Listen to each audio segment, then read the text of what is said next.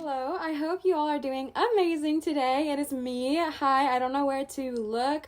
I hope you are doing amazing. So I just wanted to pop on here and remind you that I do accept private tarot readings at www.marinatarot.com. And from now until January 1st, 2022, I am going to be offering 15% off of all 1-hour readings with the coupon Spread Joy, all capitals, no spaces, Spread Joy. You can apply that in the coupon section on my website when you book from now until January 1st, 2022. So you can book like 2 weeks out, but if you book after January 1st, 2022, it is not going to be applicable. That is the cap date. And I wanted to let y'all know that I am doing that for you guys for this happy month because I love you and I hope that helps a little bit. So yeah, 15% off. It is only applicable to my 1-hour readings, not my 30-minute readings, and they are all done via Zoom. So if you would want a private reading with me,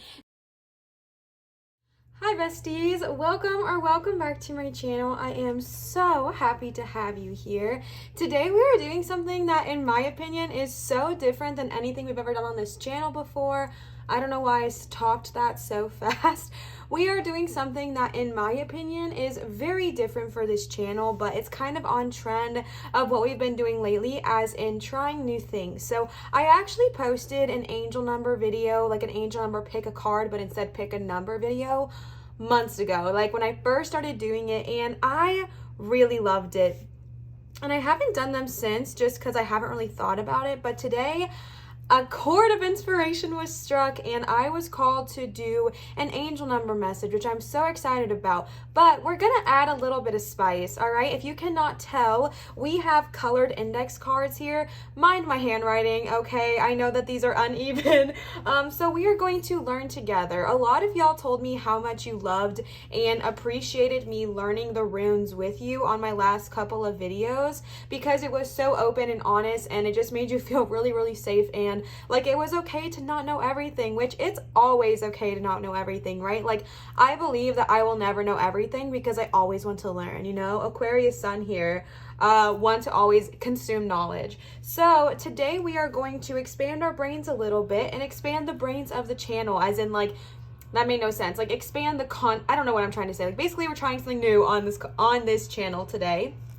And we are tuning into chakras, all right? And now, full disclosure, oh my gosh, sorry. I do not know much about chakras. I am a Reiki 1, so I know like the bare bones of what I need to do with the chakras. However, I do have this book that I believe is actually my fiance's, but we're gonna borrow it today, and we're gonna tune in and read about the chakras that you pick. So I did color coordinate them. I did color coordinate based off of my intuition.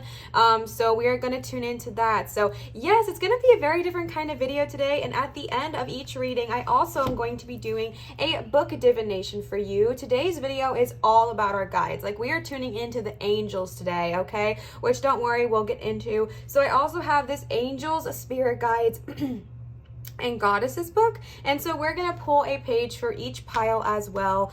So yeah, this is a great video to tune into as well if you have been wanting to connect to guides but didn't know where to start. All right, so now that I got all that out of the way, hi, hello, welcome. I am so happy you are here. I just hope you are having the best day today. So honestly, today I was tuning in and tapping into like urgency. Like I was getting such an urgent push, like it actually made me emotional pulling the piles for y'all. I don't know what's going on, but I got like this need of an urgent message from your guides of encouragement. So I really feel like today is going to be a very high vibrational reading. And full disclosure, every single card that I picked today, we are doing oracle only, is from guides. So that's why I was saying if you've been wanting to reach out to spirit guides but you didn't know where to start, this is a perfect video for you because I'm using 3 piles and each pile comes with a guide. So that's kind of why I wanted to tune into that there. And we're also going to pull a guide at the end if you just need help, if you need encouragement, if you need guidance. This is a great video for you. So yeah, we are just tuning into the collective here, and we are just thinking urgent message of encouragement from your angels, first of all, and then urgent message from your guides, right? Like urgent message of encouragement. I don't know why. I feel like people are hurting. I feel like I felt heartache a little bit and just like a lack of encouragement. So this is going to be a very high vibrational video, and we're just going to tune into encouraging words from your guides, all right? So if you are new here, hi, hello, welcome. I know that was such a long intro, which I tried to avoid doing, although I am quite chatty, so it's rare that happens, but I know that was quite a long intro. But we do weekly pick a card videos here twice a week on this channel, so if you like what you see, please subscribe and hang around. And if you are returning, my love, I am so freaking happy you are here, and I really hope this tunes in with you. I really hope this resonates, because I was tapping in to the collective today, all right? So I really hope this resonates. I'm going to give y'all some time with the piles to meditate, by the way. And also, if you are new to pick a cards, there are so many different ways you can pick, okay? If you are called to any of the numbers 1010 222 3131, I was actually trying to go for 313, but they said no. So 3131, if you are tuned into any of those numbers, you can listen to that pile, or you can drop down to the description and see if your lucky numbers there next to the time code. You can pick based off of the colors, which are representative of the chakras as well, or you can listen to the entire reading and just pick apart what works for you and create a Pizza Hut combination Taco Bell, okay? Like, create whatever works for you. It's totally fine. So yeah, that was a whole lot of rambling. Thank you for bearing with me. Thank you for being patient. So again, just the message we are tuning into today is an urgent message from your angels and your spirit guides, like urgent words of encouragement from your team, from your spiritual team. So I'm going to give y'all some time with some meditation music to chill out, vibe out, and I will see y'all for your pile pick.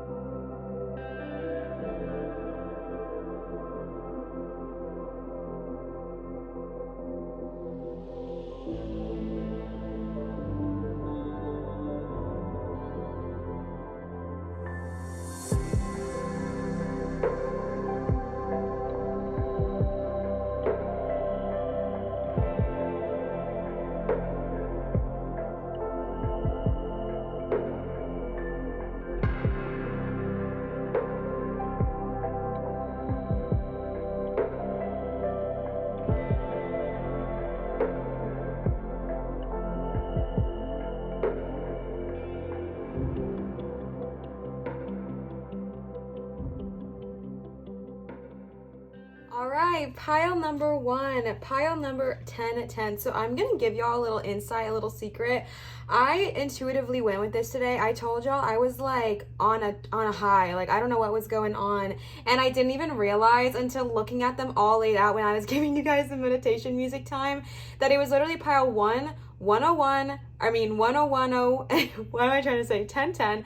Pile number 2 was 222, and pile number 3 was 3131. So no such thing as coincidences, all right? I think that is so cool. So let's go ahead and read about the number 1010 real quick, because I just think it's needed, okay? I think it's needed. So angel number 1010 in particular is unique, and it's all about reaching your potential and purpose in life. It's a sign that comes into your life when you're ready for spiritual awakening and to finally begin growing, working on your personal development, enlightenment, and to reach your higher purpose in life, okay? Also, if you are someone who's interested in learning about sacred numbers or angel numbers, I really recommend Joanne's Sacred Scribes. To me, she's like one of my favorites. I feel like she's always on point. So just want to let y'all know that. Keep your thoughts, focus, and intentions on your soul mission and life's purpose, and your elevated vibrations will attract abundance and positive energies into your life. Use affirmations and maintain a positive attitude to draw towards you all that you need along your path. Trust your inner wisdom, intuition, and guidance from the angels, and take positive action in the direction of your dreams and desires. So I really feel like, oh my God, there's an ant right there. Where did you come from? What? Do y'all see it? There is an ant. I'm gonna go save him real quick because if my cat sees him, he will eat it. Give me 1 second. Hello. Now, where did you come from, buddy? Come on. So I'm hoping I can just get him out quickly. I'll be right back. Okay, that is just like, the ant is safely outside.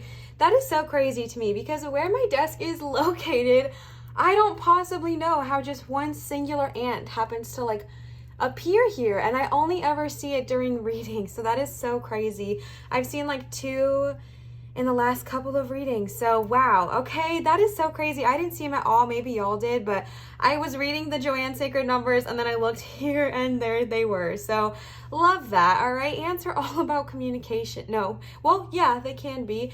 Ants are about communication and working together and not giving up on your dreams, right? Ants can carry so much more than their own weight, and I feel like the ant message here is to just not give up, all right? Ants are so dexterous and like really hold out, right? Like they are so much stronger than you think they would be. And I feel like the message here is to not give up and know that you are so much stronger than the obstacles ahead of you, all right? Tuning in and tapping in here to 10-10-10, maybe lately it has been hard for you to kind of see your purpose in life, to see what you're really meant to do here. Maybe you've been searching and thinking and trying to find something to do that brings you alive, that makes you excited, and maybe you're having a hard time doing so. Maybe you're having a hard time tuning in and finding what is your purpose, what is your passion on this life. But this is telling you, you're like right at you're ready, like you're right there, right? Like I get this visual of someone climbing up a mountain and they're just trying and they're trekking. And they're trying to figure out, what is my life's purpose? What am I meant to do? What am I here for? I know I'm not happy where I'm at, but I don't know where I'm headed. And I feel like you're maybe at the energy where you're about to just be like, whatever, and walk back down the mountain. But baby, right at the top, like literally, I feel like 10 feet from where you are right now is the energy that we're trying to gain, right? Is the spiritual awakening. It is the purpose that you need in life. And to be honest, I have such a hard time with the whole like, what's my purpose in life thing? Because to me, there could be so many purposes in life, right? And I know this might be controversial, but I feel like there could be multiple purposes in one's life. Someone's purpose may be to, you know, help somebody find their dreams, to save someone's life, to cook amazing food that awakens others. You know what I'm saying? Like there could be so many different purposes, or multiple in one, in my opinion. And I feel like as a community, it can be really easy to get hung up on what is my purpose, like what was I here to do? And it often causes such a roadblock. And that's honestly what I'm seeing. I feel like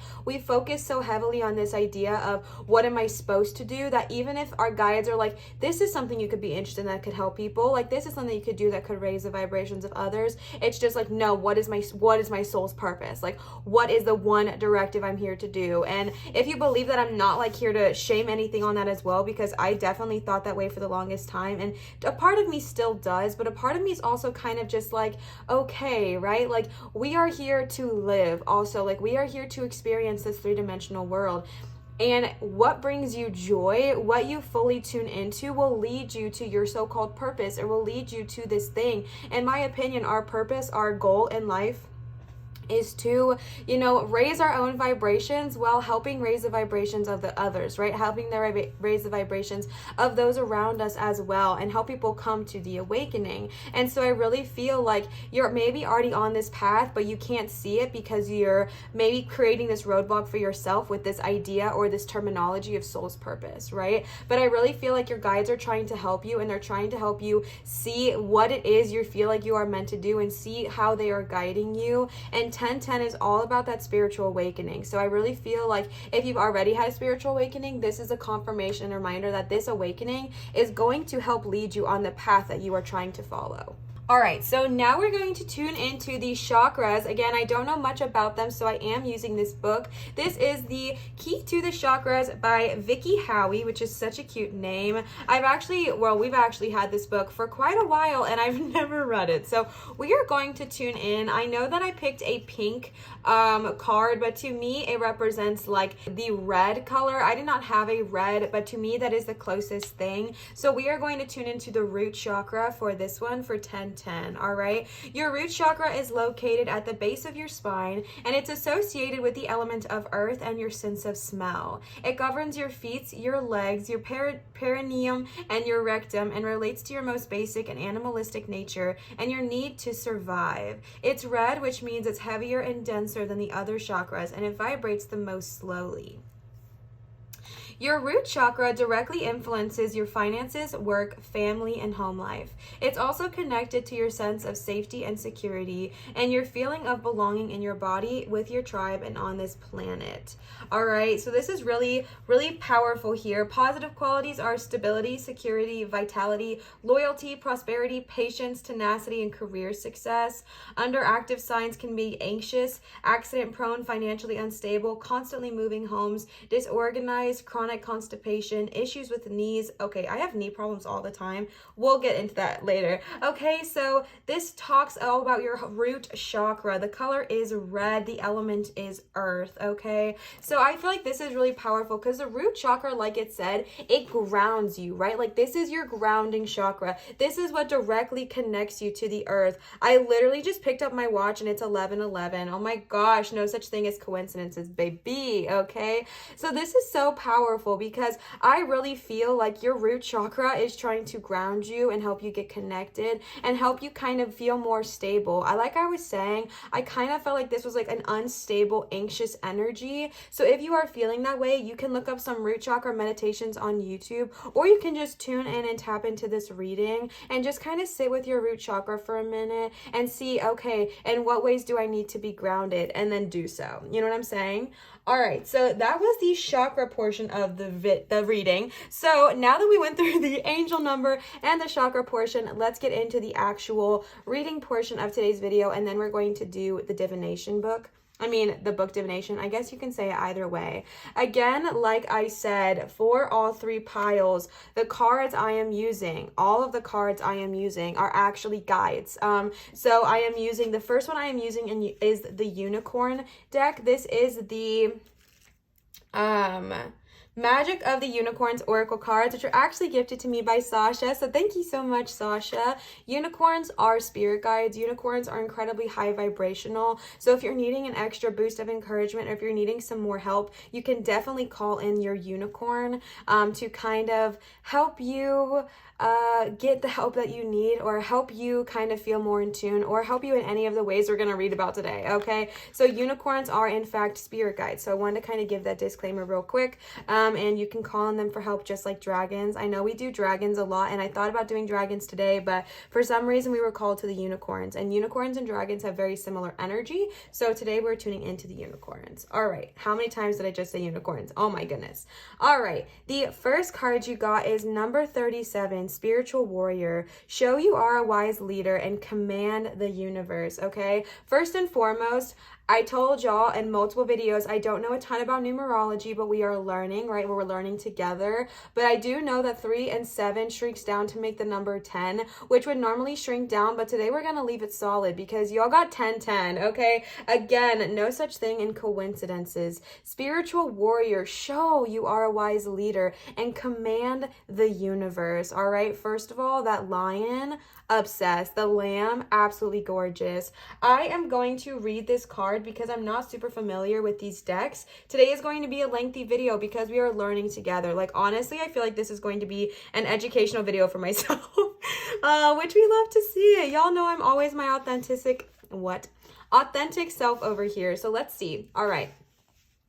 When you are a spiritual warrior, you are strong, courageous, and wise. You use your power to protect the weak and vulnerable. Okay, that explains the lion and the lamb.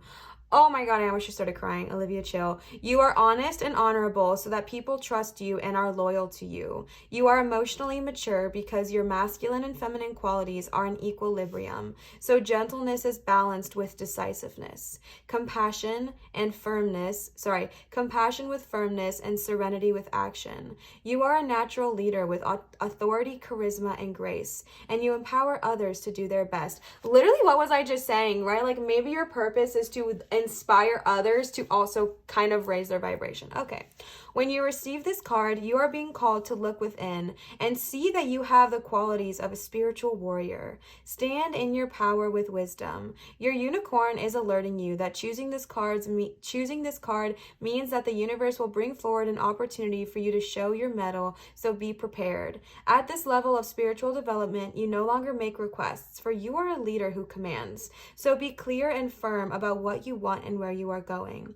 Know that legions of angels, unicorns, and light beings await your orders. Command these forces of the universe to align behind your intention, and they will support you. The unicorns will light up your visions and pour higher blessings over you. You are a force for good. Be one who enables humanity to make a jump shift into the new golden age. Okay, I know I told y'all this is going to be a high vibrational reading, but like I'm literally about to cry. I don't even know what is going on. I am tuning into someone who just really, why am I about to cry? I feel like you don't even see your worth, and you are someone, Olivia, chill, okay? My gosh, I feel like you are someone who is so powerful, and you have this ability to lead for good, but I feel an insecurity.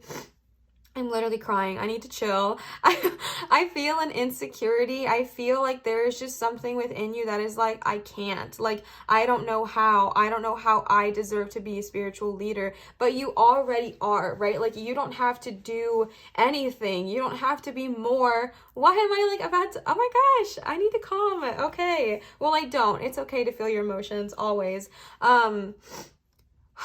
Okay. I feel like I'm just being told to tell you, like, you are already enough, right? Like, you are already enough to be a warrior, enough to be a leader. You already have the power and the ability to help protect those who cannot protect themselves, to stand up for those who cannot stand up for themselves. Like, you have the ability to be a warrior, to be a leader. You already are, right? Like, even if you don't see it, I really feel like you already are this lion energy, and I just feel this sense of insecurity coming out. That's just like, I'm not. Like, how could I be that way? What makes you think I'm that? And bestie, you already are, right? Like, you already have all that you need. You don't need to change. You don't need to do more. You don't need to have to figure out how to be a leader. You already are one, right? Use it for good. Use it for good. Manifest your heart's desires. Tap into what it is you truly want in this earth and manifest it, right? Manifesting.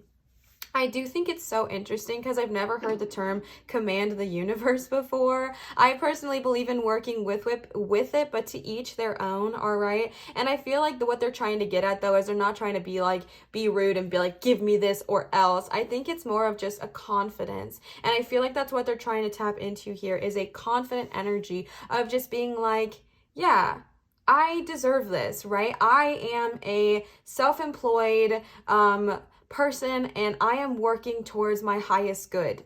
And so it is, right? Not so, okay, so please give this to me. I really, really need it, right? It's like, no, and so it is, right? Like, command that energy. It's not about being rude or vindictive or evil. It's just saying, I've got this, right? It's honestly about confidence, and that's what I'm tapping into, is a confident energy. Your guys are trying to tell you to be confident. Step up in your power, good of all harm to none. Step up in your power. Step up in the good that you actually do have, the good that you can influence in this world, and start doing so, all right? Start doing so. The next card y'all got is number 5, new opportunities. Declutter your life, glimpse a magical doorway. Declutter your life, new opportunities. So this decluttering your life could be physical, like it's literally suggesting that you clean out your cupboards, clean out your home, get rid of what is no longer serving you. Because remember, everything holds energy, right? Everything holds energy. These cards hold energy. This candle holds energy. This index card holds energy. Obviously, those are all spiritual things, but even things that are not spiritual, your cups hold energy, your couch holds energy. So if you are holding on to things that no longer serve you, as in they have a bad memory, they do not bless you, they make you frustrated when you look at them, get rid of them, all right? And we do not need to hold on to that anymore. This could be a literal decluttering. And the reason why we declutter is because if we get rid of what no longer serves us, we make way way. All right, Moana, like we make way for new opportunities and new things to enter into our life. And you might be thinking like, Liv, it is simply just a cup. How are you telling me that me getting rid of this cup will welcome a new job opportunity into my life? Okay. And this is where the metaphor taps in. But honestly, it's not necessarily a metaphor, because think about it. Okay. Say this cup represents, an old job, and you used to drink this cup, you used to take this cup of coffee with you every day to your old work. You are still holding on to the energy of a job that did not serve you, that did not bless you, and that you do not want anymore. Like, you no longer want that job. So why are you holding on to something that attaches that energy to it? You know what I'm saying? So yes, if you have something like that, getting rid of that mug will maybe open up the doorway for new opportunities to enter into your life, right? Or if you're wanting a new couch, why do I keep talking about couches, you might ask? Because I want a new one, right? And I'm trying to get to the understanding, and it's not easy, right? Like, I still have not gotten rid of my couch, but it's getting to the understanding that once I get rid of the couch I have now, then I will then open the opportunity for a new couch to come in. But as of right now, I could not get a new couch because there is no room, right? Like, if I'm holding on to my old couch, there is simply no way I can have a new couch there, because there's no room for a new couch to enter. So it's kind of tuning into that literalness. However, it could also be emotionally decluttering and spiritually decluttering what no longer serves you, meaning getting rid of energy that just doesn't serve you, right? Cutting out energy that just does not bring you joy. It does not bring you happiness. We don't need it anymore, okay? Just like emotionally decluttering. So if you've been constantly thinking about this person that just really makes you mad, and they really upset you, and they really frustrate you, and maybe it's with really good reason, like really good cause, this is kind of the energy to be like, okay, I feel my feelings, I let myself feel them, but now it's time to release that, because for as long as I perseverate on how annoying this person is, the more of that energy I'm going to keep, right? Whereas if I say, you know what, I did not like that, I did not respect that, however, I know that what they did had nothing to do with me, and it was simply a projection of what they were feeling, and they projected it onto me, I can release that, right? It does not mean that I forget what they did. It does not mean that I excuse their behavior. But what it does mean is that I no longer have to hoard and hold on to this energy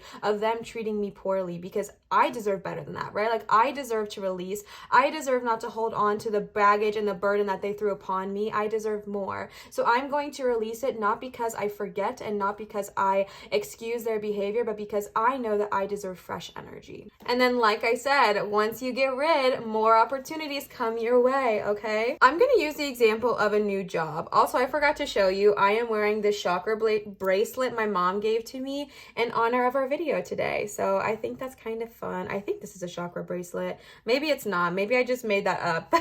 I really should have looked at it before I said that. Okay, anyways, so let's just say, for example, you want a new job, okay? I'm tuning into someone here. Bear with me, okay? It doesn't have to be a new job. If it's a new relationship, a new car, a new home, a new couch, whatever it looks like for you, this is the energy of, so say you want a new job, all right? So say you want a new job. First things first that this card is suggesting to you is to declutter, okay? And now this is what I'm saying. I'm not saying to leave your literal job right now if you do not have anything backed up. Not at all what I am suggesting. However, you can energetically remove yourself from your job while still being an amazing employee, right? So like, for example, I was a behavior therapist, all right? Y'all already know this.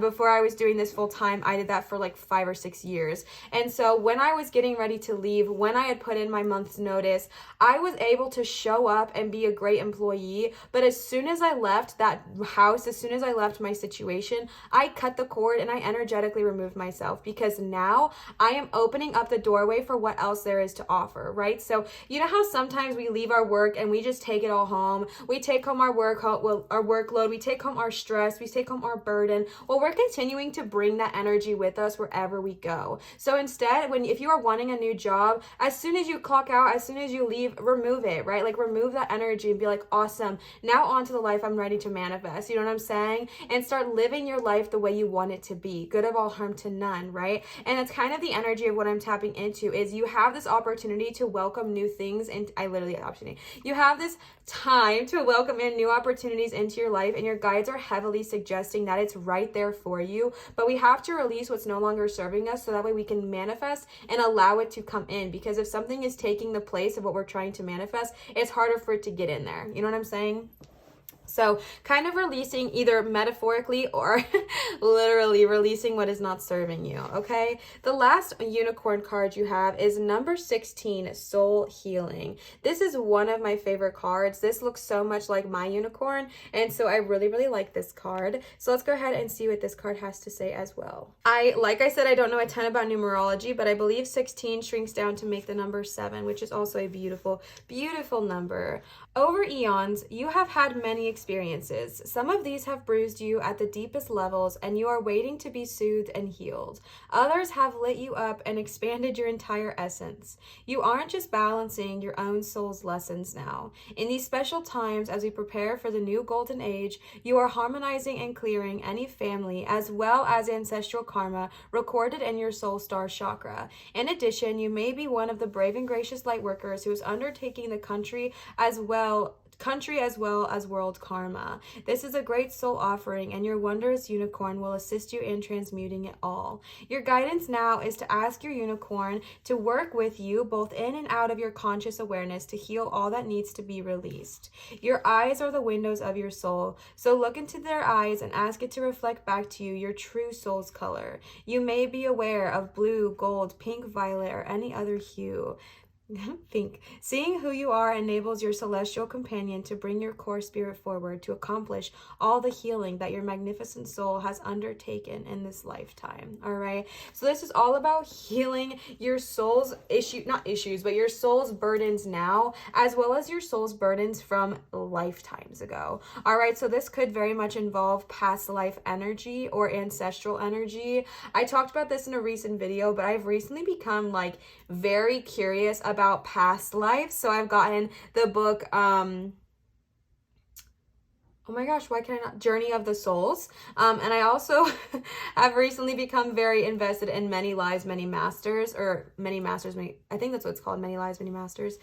So this could have to do with that as well as soul healing, right? So not only are you being called to heal your soul's energy now, but you're being called to release any karmic, karmic burdens from your past life or ancestral patterns. And so I really think it's interesting that you got Declutter Your Life, because this is kind of about decluttering and releasing the soul's trauma from past lives as well. All right. So aligning with your essence, aligning with your true colors. Oh my gosh, that song. I see your true colors shining through. All right, I literally see your true colors. I feel like this is a message from your guides. If you've been going through it, if you've been struggling, to remember and remind yourself that you are so freaking boss. You are amazing. You are wonderful. You are powerful. You are strong. You are brave. You are kind. You are magnificent. You are an absolutely divine being that has come to this earth to have a human experience. And sometimes we forget that, right? Sometimes we just forget that. But this is about seeing who you truly are, not what the world has told you you are, not what your family has told you you are, not what your past life experience has told you you are, not what society has assumed or told you you are. You are truly divine. You are a true divine being, and it's ready. And it's time for you to see that. It's time for you to tune in and tap in and realize how freaking glorious you are. Okay. I feel like you are so glorious. I feel like you are so wonderful, and you just don't see it. You don't see it. And it hurts my heart. I honestly feel so hurt. Not oh my gosh, that hurts my feelings as you hurt me. No, my heart hurts for you because I feel how wonderful you are, but I also feel how much you just don't see it. And so I feel like your guides and your spirit tribe is really tuning in here and being no, you're wonderful. You are magnificent. Even if we make mistakes, okay? We're all humans right now. We're all having our human experience. You are wonderful. You are amazing. Tune into who you truly truly are, all right? And work on some soul healing. There is a bunch of soul healing meditations out there on YouTube. You can work with your root chakra and do some soul healing as well. And you can call your guides in and be like, please show me what it is I need to release. If you have no idea, call your guides in and ask them to help you, especially your unicorn. Ask them to help guide you and help you kind of release what is just simply not serving you. The next cards I have for you are the Divine Animal Oracle cards. These were gifted to me from Nanda. Nanda, thank you so much if you are watching. I truly appreciate you. So let's go ahead and see again. The way that I pulled these cards are, like I said, more guides here, more guides from our own guides or guides that you might be interested in working with. So these are really cool as well. Each card represents like a myth and a kind of history behind it. So we're going to tune in entirely and see what they have to say. So the first card you got is Shark Purpose, number 36. All right. It's a beautiful card. Again, I'm probably going to read most of these. I know that this is going to be a lengthy reading, but a lot of these decks I'm not very familiar with. And I just, again, this is an educational reading for me today. We are tuning in to the knowledge and the energy of just being willing to learn and be willing to grow, okay?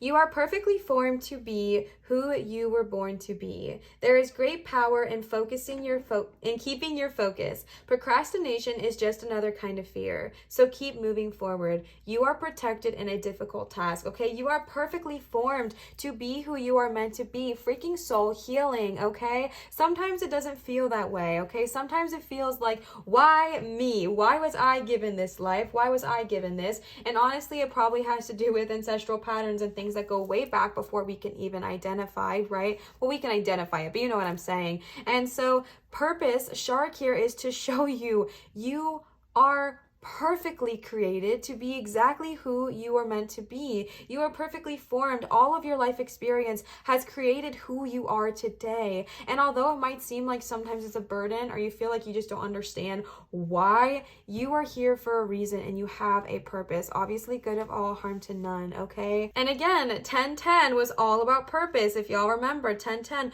was all about tuning into your purpose and what you're meant to do. And this is saying there is a great power in keeping your focus. Procrastination is just another kind of fear. Procrastination is just another kind of fear is so loud to me because I sometimes, like, I know that energy of just being like, you know what, I just don't feel like it. Like, I'll try it again tomorrow. I'll try it again on Monday, or I'll try it again on, you know, next Tuesday or whenever I need to. But what it's saying here is like, check with yourself and see, okay, are you procrastinating because you really feel like it's time to procrastinate? Are you procrastinating because you're afraid? Are you afraid of failing? Are you afraid of not doing something? Are you afraid of, you know, say you want to start your own spiritual based business. Are you afraid it's not going to be successful?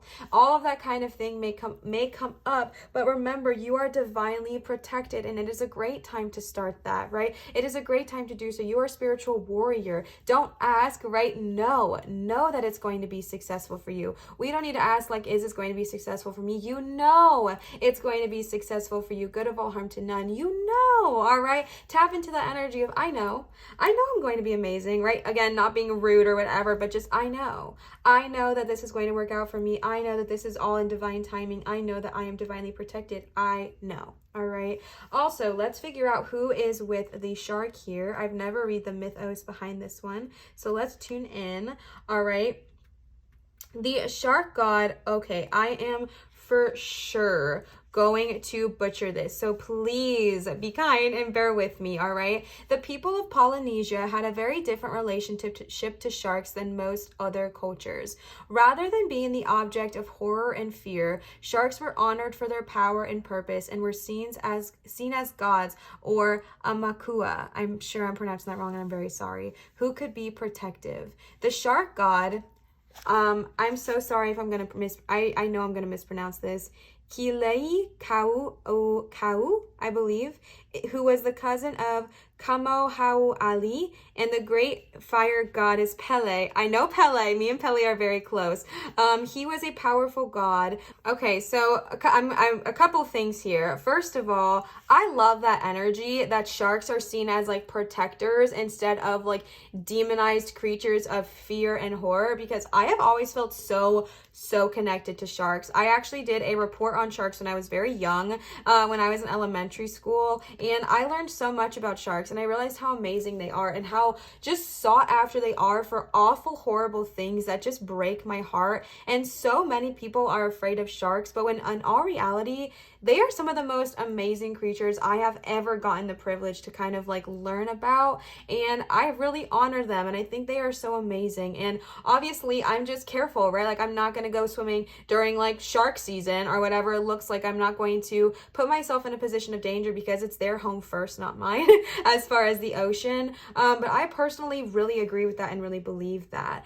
So the shark god Kelei Kau Okau might be reaching out to you, as well as Pele. So kind of tuning in and tapping into that and figuring out and remembering that you are so protected, okay? You are so protected. Fear is not needed in this moment. You are protected here as a spiritual warrior, and you are protected again here with the sharks. So you can tune into the spiritual animal of the shark, or of Pele, or of the name that I butchered, so I'm not going to say it again, but you can rewind it if you want to. But I just feel like the sharks are reminding you here that you are so divinely guided and protected, and that the fear that you are feeling, not that it's not like necessary, because I want you to feel your feelings, but just know you're protected, okay? You are protected. This is going to work out for you. So the fear, whether it might feel like it's legit, it's not needed, okay, bestie? So let's see what's next. The next one you got is cat intuition, number 37. I'm obsessed with cats. Y'all know my Leo is my baby. All right, so again, numerology, I do believe that 7 plus 3, I know it equals 10, but I believe that's what it shrinks down to, which again would normally shrink down to the number 1, but we're going to keep it at 10 because of our because of our number today, okay? 36 and 37. All right, we love to see that. Use and develop your intuition. Your gut feeling is correct. You are not your mind. Develop your magical skills further. Introduce more play into your life, okay? Trust your intuition. I'm going to read this in the position which it is, which is right over the new opportunities. I feel like when you are decluttering your home, or when you are decluttering your energy, trust your intuition about what you need to get rid of. If you heard that and you were like, Liv, I've already been doing that. Like, I don't even know what to get rid of or what to declutter. Listen to your intuition and let them guide you. Let them show you what it is that needs to be released in this moment, because your intuition is correct, okay? Your intuition is trying to guide you, so tune in and tap into it and let it guide you about what needs to be removed. And again, once we get rid of things that no longer serve us, we open up the door to magical opportunities that are right around the corner, that are ready to show themselves. Like, I really feel like you have so many opportunities waiting for you, so many opportunities waiting to be seized, waiting to be taken, waiting to just be like, yes, let me have that. Like, let's tap into that. But there's also this sense of, like, I feel someone are running towards a door, but for some reason the hallway just gets longer, and I feel like it can feel exhausting, right? Like, you're running, you maybe can see the door, but the hallway just seems to get longer and longer and longer. And I feel like, and I know it's not going to be fun to hear that, I feel like it's a sense of our ego kind of protecting us because we're still afraid, right? So maybe the hallway gets longer because we're actually still afraid of actually taking that step, actually opening up the company, actually starting our own business, actually reaching out and being, someone that has to reach out to clients and work with them. Like, maybe the idea seems so great, you'd be good at it, but there's still this sense of fear about actually opening it up. But this is saying you are protected and your guidance is coming from your intuition. So tune into that, right? Again, with the procrastination, are you actually procrastinating because it needs to be put off? Or are you procrastinating because there's still a sense of fear about what if I open my business and no one comes? You know what I'm saying? So tune in and tap in. And if it is because of fear, remember that you are protected. So although it is valid, although your feelings are very valid, it's not needed, okay? You are protected in this energy. So let's read about the goddess attached, the goddess attached. This is the Egyptian goddess Bast, and she is the embodiment of cat energy, a very ancient deity. She was originally a lion goddess, somewhat like Sekhmet, but her leonine nature diminished in favor of the cat energy. Bast offered protection to her worshippers in everyday life rather than in battle, as this was Sekhmet's role, and she was the goddess who helped bring messages and guidance through intuition. She also demonstrated a loving and playful energy, okay? So this is very, very powerful. This is another card that literally talked about protection in your day-to-day life. Maybe not when you're in battle, spiritual warrior, because you already got that covered, okay? You're already protected. This is like triple protection. You got protection here with spiritual warrior. You got protection here with the sharks. And now you got even more protection on your day-to-day life, reminding you that this will work out. Everything is going to work in your favor, but it can't until we make that first step, right? The last of these cards you got is number 4, Owl, Wisdom. I personally am so connected to owls, so I'm so excited to read about this card because I am in love. Okay, let's see. Open your eyes and see what is really there. Look for the whole truth, as you may be only seeing part of the whole. Through experience, we can gain wisdom to not make the same mistakes again. Develop your learning and intelligence, as education is never wasted, okay? I agree, right? This is a very educational thing for me to try to not do all these new things today. Education's never wasted. So develop your learning and intelligence, all right? So this is giving me a couple of messages. First and foremost, maybe your fear comes from maybe you tried something in the past and it was not successful. Maybe you already tried something like this and you got burned, or maybe you watched somebody else try something like this and it did not work out for them. So you sense this feeling of fear of like, I don't want to try and fail. I don't want to end up like how they did. But bestie, you're not going to, okay?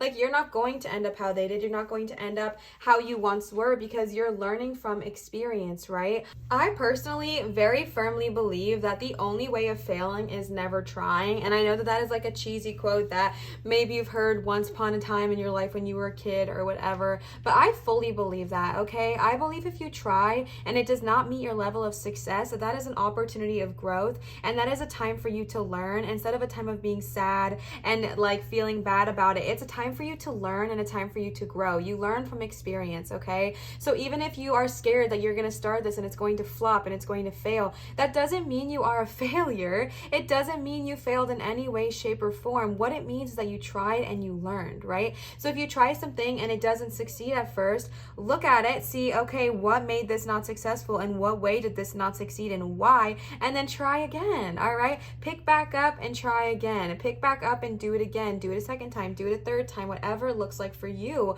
Full disclosure, okay? I always like to pull in my own experiences here so y'all know that I am not just speaking blankly, okay? I have been doing YouTube for 7 years. 7 years I've done YouTube. Now, if you go back and look, I've deleted or privated a lot of my content for privacy reasons. And now that my channel is growing, I was like, you know what? A lot of this should stay privated, and that is totally okay. But I have been doing YouTube for honestly over 7 years, but I've been actively trying for 7 years. I think it's 7. 5 or 7. One of those two. I've been actively trying on YouTube to be a YouTuber for years and years and years, and I consistently did not reach my goal of success. I tried doing like quirky videos, did not go anywhere. I tried doing DIY, did not go anywhere. I tried doing vlogs, did not go anywhere. I tried cooking recipes, did not go anywhere. I tried fashion content, did not go anywhere. Okay, I tried art, like painting, and I think that's still tutorials, that's what it's called. I tried tutorial videos, that did not go anywhere. All right, you know what, I'm gonna be so honest with you guys, and this is so embarrassing. It's not embarrassing at all, actually.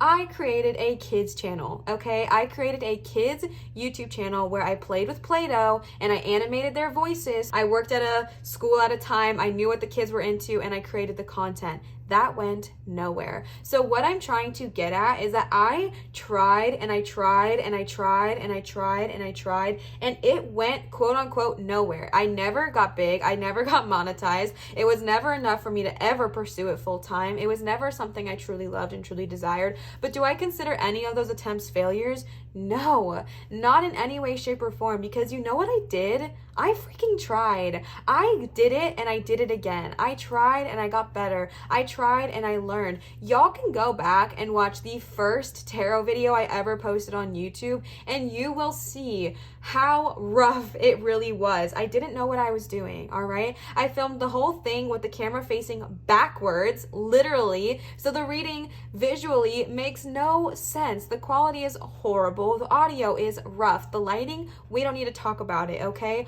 All of this to say is that I tried, and I could have easily looked at that video, and it got like 5 views at the time, and I could have been... Sorry, I'm talking so passionately. I'm literally getting emotional about this. I could have given up, right? I could have very easily looked at that and been like, oh my God, that is awful. Like, why would I even post that? I should not post this. It's embarrassing. But I didn't. I followed through and I said, you know what? I did it. I'm literally about to cry. I did it and I tried and I said, you know what? It's okay because I'm willing to try and try again. And guess what? I improved and I didn't give up and amazing opportunities happened for me. Chloe found me and I became friends with her and I got this amazing opportunity to meet all of you, and then my channel started growing and I got better. I invested in equipment. I learned and I tried and I tried and I tried and I never gave up, okay? Literally, I'm like crying right now. Oh my goodness. I didn't give up, and the multiple opportunities that I could have, I continued to post my content even though no one was watching it. And my mom, I should not say no one. I continued to post it even though my one follower was my mom, even though I had one viewer and it was my mom. I continued to post. I continued to try, and I continued to say, you know what? I don't want to quit. I don't want to give up. And I learned and I tried and I tried again. And what did I learn? I learned wisdom. I got better. I tried again. I got better and I improved, and I never would look at what I did and think of myself as a failure. I look at what I did and think of myself as successful because I didn't quit. All right. Oh my gosh, that literally got me so emotional. So if you are wanting to try something, please do not give up, even if it's bad. Just go watch my old YouTube video from 6 months ago, and I posted my very first pick a card, and look at where I am now and think to yourself, dang, if she can post that hot mess express and not give up, then I can do what I need to do, okay? Like, I'm even gonna link it for you guys down in the description so you don't even have to search, because I want you to see that it is okay to try and not be naturally good at something. Maybe I wasn't good at where I needed to place my phone. It was balancing on books. Like, it was chaotic, okay? But I did it. I posted it, and I'm so freaking grateful that I did. So please don't give up, because you never know what amazing opportunity, golden opportunity, you never know what is right around the corner. You don't know. So please, if I could encourage you of anything, it's to not give up, even if it's not instantly successful, even if it's not exactly what you want it to be. Don't give up, all right? Keep going, keep trying, and keep learning. Y'all got me in my feels. I did not consent to that. Okay, I was not ready. All right, my gosh. I know this is a lengthy reading, so I'm so grateful for y'all sticking this out. And we have not even gotten to the book divination yet, okay? Whew. The last cards I pulled for you are some Goddess Guidance Oracle cards. Let's tune in and tap in. Again, these are goddesses that would like to work with you. Oh, shoot, I didn't read the owl one. I got so emotional. Hold on. Okay, all right. The Greek goddess Athena, of course this is about Athena, all right? Athena might want to reach out to you. Athena might want to work with you and bring you this encouragement and remind you that it is okay to try and try again and to gain wisdom from your actions, all right? The last cards I pulled for you are these Goddess Guidance Oracle cards. Like I was saying, these are goddesses that would like to work with you as well if you are interested, so definitely feel free to do so. All right, the first one you got is Matt. I'm going to look it up to make sure I'm pronouncing it correctly. Fairness. This situation will be handled in a fair and just manner. I'm literally shaking so bad because I was just crying. Oh my gosh. So I'm sorry if it's like all shaky. Matt or Mate. I'm going to look it up. Fairness. Do y'all see that? Oh my gosh. This situation will be handled in a fair and just matter. All right, it's pronounced Matt. Yes, that is correct, okay? All right, this is all about fairness. It's when all parties involved surrender their personal agendas in favor of the greater good for the entirety of the group. This requires trust in the wisdom of the whole. Okay, Athena. All right, when it comes to the matters of disputes, the attacks are based on fears that you may not receive you share. Wait, what? that you may not receive. When it comes to matters of disputes, the attacks are based on fears that you may not receive your share. Got it. Okay. Yet attacks amplify the hurt and the pain that caused the dispute in the first place. Why not surrender your attachment to a specific outcome and instead direct your holy will toward the resolution of the argument? Hold a firm vision of a peaceful outcome and let the pieces fall into place in a harmonious manner. Okay, Matt, that's freaking power right there. Okay, this is so beautiful, because again, if you are starting a business, or if you are starting or have an idea to start a business with another person, specifically like a family member or a friend or someone in general, and you're like so scared of starting it because you're like, what if I get screwed over? What if I get taken advantage of? What if I don't get my full share? What if they do this? What if they do that? That comes from a fear energy, right? It comes from a lack mindset. So this is about trusting and releasing and saying, you know what? It's so much less about what I receive and more about what the community, the mass receives, right? So say you're wanting to open a spiritually based practice, and maybe you're wanting to do it with a friend, or maybe you were suggested to go in with a manager or whatever it looks like, and you have this fear energy of just like, oh my gosh, what if they take advantage of me? Specifically like a friend, okay? What if they take advantage of me? Or a sibling or whatever? What if they take advantage of me? What if they, don't give me my full share? What if the worst possible thing happens and then I'm left and I'm bare and I'm vulnerable, okay? Matt is here to say, again, this is protected, all right? This situation is protected. This energy is protected. Of course, trust your intuition always, and separate intuition from ego, okay? If you're actually genuinely feeling like these gut feelings, like you're going to get taken advantage of or you're going to be treated unfairly, listen to that, but see if it's coming more so out of ego and out of fear of maybe you're just feeling afraid of not getting your full share, and kind of release that, and instead be like, you know what?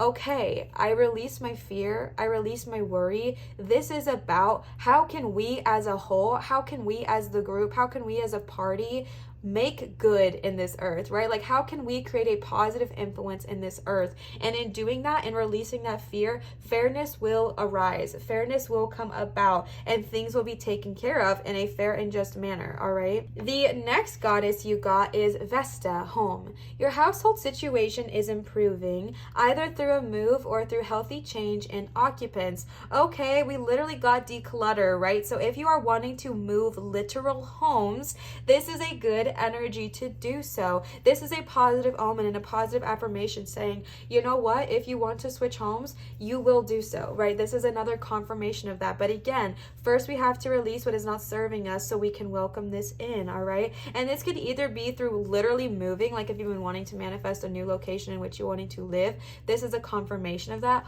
or new neighbors or new roommates or whatever it looks like. Or I'm going to go even farther here and say home is also with your heart, okay? And so also home is very much connected to the root because it's like where you feel grounded, where you feel at home.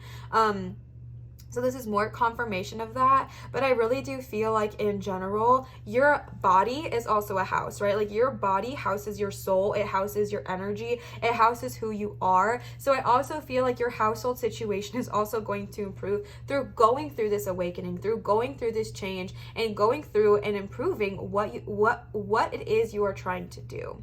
The last goddess you got today is Coventina. I'm going to look it up. Purification. It's time for a cleansing detoxification of your body and mind. Literally, duh. Okay, you got soul cleansing there, or soul healing, and also the declutter card there, okay? Someone is heavily being called to declutter their environment. Coventina, I'm going to look it up to make sure I'm pronouncing this correctly. Coventina, okay?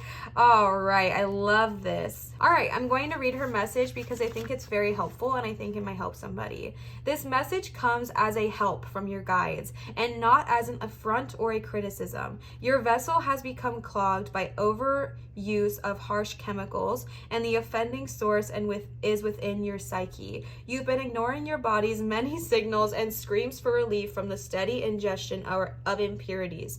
Perhaps you've also noticed a slump in your energy level, and your degree of joy has lagged as well. Never mind these past effects, though, as a solution is at hand right now. Now that you've heard this message, do not hesitate for even a moment to make new arrangements. You'll want to keep a sharp focus on the contents of your mind and speech as well, for the words you think and speak are the very diet that supports or thwarts you. Choose purity, and I promise you a changed outlook for the better. Okay, so this could be about like literal dietary habits if you've been consuming a lot of things that you just feel like are not good for you. And I think that's very, very dependent on each and every person. I have learned so much in my life that one diet is not healthy for every single body. Like, I personally cannot do keto. I cannot do Whole30. Those just hurt my body so much. I personally am vegetarian, but I know it's not for everybody. Honestly, like, full disclosure, because I'm vegetarian, I have to take a lot of supplements that kind of counteract what I'm lacking from certain products that you would get from not being vegetarian and things like that. So I do believe that not one diet is made for everybody. So and I don't even like the term diet, but I do not believe that one lifestyle is for everybody. I believe that every body, like every physical body on this earth, needs to find something that works for them, because honestly, not everything works for everybody. Like, some people can simply not eat rice, and rice is something that is a huge part of my diet because it helps me so much, you know what I'm saying? And some people, it's really bad for their system, for whatever it looks like for you. I am lactose intolerant. Some people really thrive on eating lactose. So it's just totally different for every single body. So I think this is very specific to you and what you feel, intuition, okay? What you feel is connected to you and your soul. Also, what you eat and feeling connected to your body also goes hand in hand with the root chakra, feeling grounded, feeling connected to Gaia, feeling at home, okay? Feeling at home here. But again, it's time for a cleansing detoxification of your body, okay? Your literal body, your household, and of your mind with this here, with the decluttering and with the soul healing. This is a very big card about like releasing and healing what does not serve you so you can welcome in the new. And I feel like I've been saying that so much lately that it's honestly like annoying, but it's just true. Like, I don't know how else to say it. It's just the truth. Like, it is what's needed sometimes in order to heal. And I feel like it gets annoying because sometimes we don't want to let go, so we hold on to, and therefore I keep delivering the message, because the only reason I deliver it more times is if it's not being heard, right? If it's not being taken into account or being handled or whatever it looks like for you. So therefore the message gets repeated. So if you feel that, really listen to it and really tap in and think to yourself, in what way do I need to release that I have not been? All right. Also, Caventina might be a goddess to reach out to, as well as Vesta and Matt. So the last thing I'm going to do for y'all today is I'm going to do a book divination poll with this Angels, Spirit Guides, and Goddesses book. I've never done a book divination on here before. I've done them for myself and for my loved ones. So it's going to be a new experience. So I will start off by saying that there are angels in this book, and there are also like Christian entities in this book, because it is an all religion. Like, it is not just based on one religion, it is like all encompassing. So if you are triggered by that, I suggest kind of like breathing through it and remembering that this has nothing to do with Christianity. If an angel does pop up, or if an Christian entity does pop up here as well. All right, so let's go ahead and see. We're going to tune into pile number 1, 1010, goddesses or angels or spirit guides that are ready to talk to us. Okay, all right, you got Camille, Camael. This is the image here. This is related to Judaism, and they are a druid. This talks about create balance, release stress, awaken your innate goodness, find justice, succeed in any venture, and improve your relationships. Okay, this is so powerful. Like it was just saying, create balance. Okay, release. You got so many cards about release, and they are suggesting that you release stress, awaken your innate goodness with this card here, as well as this one, as well as the spiritual warrior, and as well as purpose. Everything was about that. Succeed in any venture. This is another confirmation that you will succeed. I don't want to put it in the fire. And that you will be successful, okay? You are successful. You will succeed in whatever it is you are trying to do. Obviously, good of all, harm to none, okay? So if you would like to reach out to Kamael, I believe, it refers to divine justice. Okay, I want to remind you real quick before I talk about the invocation of Kamael that I believe here, again, trust your intuition and good of all, harm to none, that we believe in protection here. So before I ever invocated an angel or an entity or a spirit, I create a grid of protection around my house using sardonyx or a black stone like jet or any other black stone you prefer, mixed with rose quartz to kind of create like a loving energy, protective energy around my home. And also, please trust your intuition. So know that if you do not feel good about reaching out to this deity, please do not, okay? Please do not. Good of all, harm to none, and that includes yourself, okay? So definitely create a circle of protection and definitely know that you are protected, but I would recommend creating protection around yourself, even if it's just with your energy, before inviting anyone in. And also, just so like y'all know, what I like to do before, as I always say, I only allow love and light, which I know is like annoying. People like make fun of love and light, whatever. I like to say it, okay? I only allow love and light in this space. I only allow honesty and truth and vibrations that match my frequency or higher, right? Like I only allow high vibrational energies. Any other energies at this time are not welcome. All right, so if you would like to invocate, you can light a green candle, take a few deep breaths, and allow Kamael to surround you with his magnificent wings. Open your heart and ask for his assistance. Honestly express your needs and desires and allow yourself to feel his love and to be guided by his wisdom. All right, Kamael, that is y'all's, I believe this is a, what are they? An angel? Hold on. Yes, that is an angel. Okay, this is an archangel, Kamael. So if you would like to reach out to this angel, this is a good one to reach out to.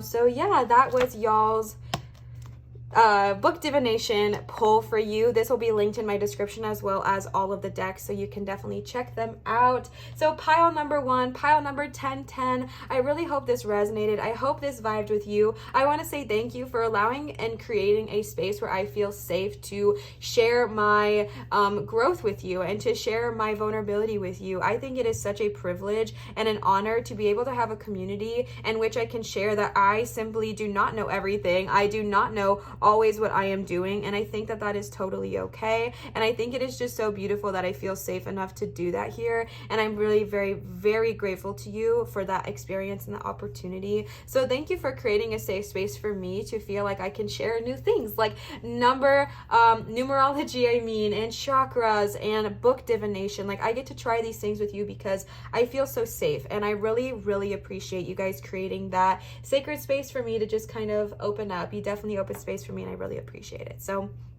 pile number 1, I really hope this resonated. If this did resonate, please feel free to leave a comment down below and let me know. All right, comments, subscriptions, like subscribing to my account, turning on your notification bell, and giving me a thumbs up are all ways to really greatly help my channel if that is something you are interested in. It is never required or expected, but so appreciated. So if you would like to help my channel out, that is an easy peasy way to do so. I want to give another huge shout out to Sasha for the gorgeous unicorn oracle cards, and to Nanda for the divine animal oracle cards, and also my cousin who gifted me the goddess guidance. I did not credit you, but thank you so much. I appreciate all 3 of you, and I'm so grateful to you. I wanted to remind you, if you are wanting to either gift to me or my channel, it is never an expectation or requirement, but is so appreciated. My Venmo and PayPal are always going to be in my description, but you can also find them here on the screen.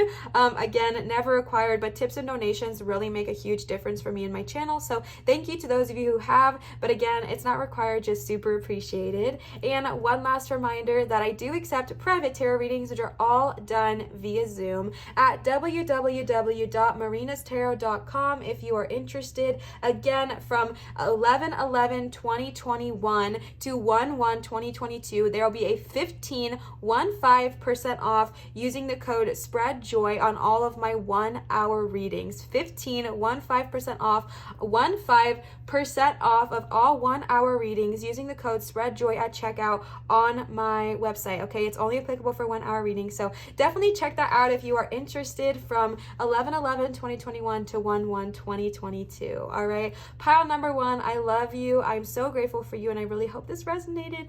Always remember to show others love, show your light, and shine so bright. And I will see you cuties for my next video. Bye. All right, pile number 2, 222. I talked about this in pile number 1, actually. How when I initially wrote out all the numbers and put them in their spots, I did not realize that it was 1010 for pile 1, 222 for pile 2, and 3131 for pile 3. I just think that is so funny, and we love that, right? We love that. So pile number 2, 222. We are doing a plethora of things today, okay? So we are going to start off first and foremost by looking up your angel number, tuning in and tapping into the message. Then we're going to look into the chakra coordinated. Then we're going to hop into the cards, okay? So again, I am just so grateful for y'all for giving me this opportunity to learn with you, to grow with you, to delve into this. All right, I am not fully knowledgeable on angel numbers, numerology, or chakras. So this is very much a learning experience for me. And I think it's a good opportunity for the channel to grow as far as like grow our mind. And we love that. All right, so let's go ahead and see what angel number 222 means. Angel number 222 signifies a new beginning. We all have access to a powerful tool for creating our life experience, our mind. Oh my gosh. The way I read that was so funny. We all have a powerful tool for creating our life experience, our mind. By choosing to focus on positive thoughts, you can create a different life. Angel number 222 tells you that your positive thoughts and visualizations are about to become a reality, okay? That is a synopsis, but now I'm going to read Joanne's Sacred Scribes. This is one of my favorite person to look up for angel numbers. I feel like she is always on point every single time. So if you are looking for a good angel number person to kind of go to, she is one of my faves. All right. Angel number 222 tells you that everything will turn out for the best in the long term. Do not put your energies into negativity. Be aware that all is being worked out by spirit for the highest good of all involved. Angel number 222 is also reminding you to keep up the good work you are doing, as the evidence of your manifestations are going to come to fruition. This is a message of faith and trust from your angels. Remember that nothing happens by chance and everything for a reason. Maintain a positive attitude and you will find out that everything will have positive results and you will receive abundant blessings in divine right timing, okay? Everything in divine right timing. So one, I feel like this is a heavy message about patience and about knowing that things are going to come to you. They heavily talked about keeping our thoughts positive. I've talked in great detail about my opinions on this. I think it is very important to keep our thoughts positive, but I also think it's very human to have off days or off emotions, and we're not just thinking everything's wonderful all the time. So I feel like when it talks about balance, that's also a good reminder here. I think it is fully okay to feel your feelings and be sad sometimes and be like, what the heck? Why are things not working out for me sometimes? But I think for the majority of the time, when you catch yourself thinking that way, I think it'll be beneficial for you to be like, okay, wait, let me pause, let me reflect, let me see how this is happening for me, not to me. Bad joke, we're gonna move past it. How this is happening for me, not to me, and then kind of keep your thoughts in the vibration of my angels are supporting me, my angels are guiding me, so I really don't have much to worry about. I know that this is all coming to me and it's coming in divine timing, so I'm good, I'm covered, I'm okay. All right, the next thing we're going to tune into is the chakra portion. As I mentioned in the intro, I'm not super familiar with chakras, so today we are using the key to chakras from root to crown from Vicky Howie. I will link this in my description as well as everything else I use here today if you are curious about this as well. So like I said, I don't know a ton about chakras, but I was led to tune into them today. So let's go ahead and see. This is correlated with the throat chakra. I shouldn't say I don't know much. I am a Reiki 1, so I was very much taught and knowledged. Why can I not speak? I was very much educated on chakras, but it doesn't like stay in my brain that well because I've never had a complete interest in chakras. And if I'm being super honest with you, it's definitely ego of mine being afraid to get stuff into alignment. So we just pretend that we don't know anything about it, but we're working on it. Okay, we're working on it. All right, the throat chakra, blue, okay? Your throat chakra is located in the center of your throat, and it governs the region from the base of your neck up to your ears. The jaw hinge is a key fifth chakra joint, as it often gets locked or causes issues when your throat center is out of balance, okay? Sorry for laughing. Someone that's very close to me was having all of these jaw problems, and their throat chakra was like completely closed off, and I just don't believe in coincidences, so I think that's funny. Okay. The throat chakra is intrinsically connected to your true life purpose. Duh. Could we not have guessed that? Okay. The throat chakra is intrinsically connected to your true life purpose because when you're authentic and refuse to wear false masks or compromise, your highest destiny naturally emerges from everything you do. This energy center develops the most from age 29 to 35, a time when we all need to mature and discover our real reason for being here. A powerful throat chakra gives rise to authentic leadership. The great spiritual leaders of our time, Mahatma Gandhi and Martin Luther King Jr., for example, were phenomenal communicators. This is all about expressing your authentic self and your life purpose to grow spiritually and contribute and to express yourself. Authentic, honest, purposeful, expressive, master artist, and serves others, strong voice, and great communicator. All right. So I really do feel like maybe this reading, maybe this pile, again, because I was tuning into like words of encouragement that y'all need today. So maybe you just really feel like lately it has not been easy for you to communicate your truth. Maybe you feel like you've been miscommunicating a lot, or like people are just not really hearing what you're trying to say, or they're just not like getting it, right? Like sometimes it feels like we're speaking the same language, but yet they don't understand, right? It's like, how are you not getting this? Like we're talking the same thing, but it's like somehow we don't understand. And that's kind of the energy I'm tapping into here, is like maybe you've been trying to communicate, but things are just not getting across in the way that you are asking, or not getting across in the way that you are seeking about. So if you have been struggling with communication,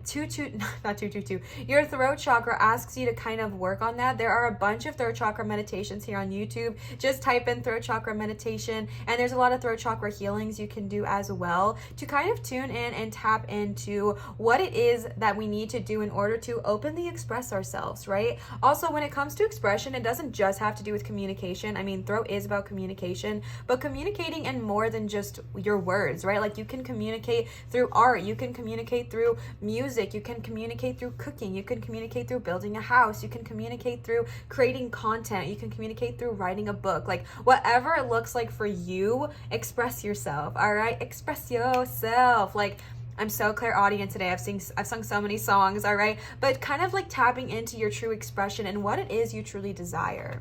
I think it's interesting because 222 did talk about you have access to a powerful tool for creating your life experiences, being your mind. So I feel like it's even more powerful for you to really like focus on what it is you're speaking, okay? And I know that this is annoying because like I said, I think it's very valid to feel your thoughts and feel your feelings, but really watch what you are saying, because I feel like you are someone who manifests, whether intentionally or unintentionally, through their voice and through what they speak. So if you're someone who's just like, you wake up and you're like, oh man, what an annoying day it is today. Like, I just do not feel good. I feel like someone I'm tapping into is one of those people that just like manifests so vividly through what they say out loud. And I feel like maybe that's how your day turns out, right? But I feel like if you're someone that kind of wakes up and is like, today's going to be an amazing day, that your life kind of follows that pattern. So I feel like if you are someone tuning into that, who's really in tune, and maybe if you look at your life and you realize, when I speak things a certain way, things really do change. Definitely tune in and tap into that, because you did get 222, which also talks heavily about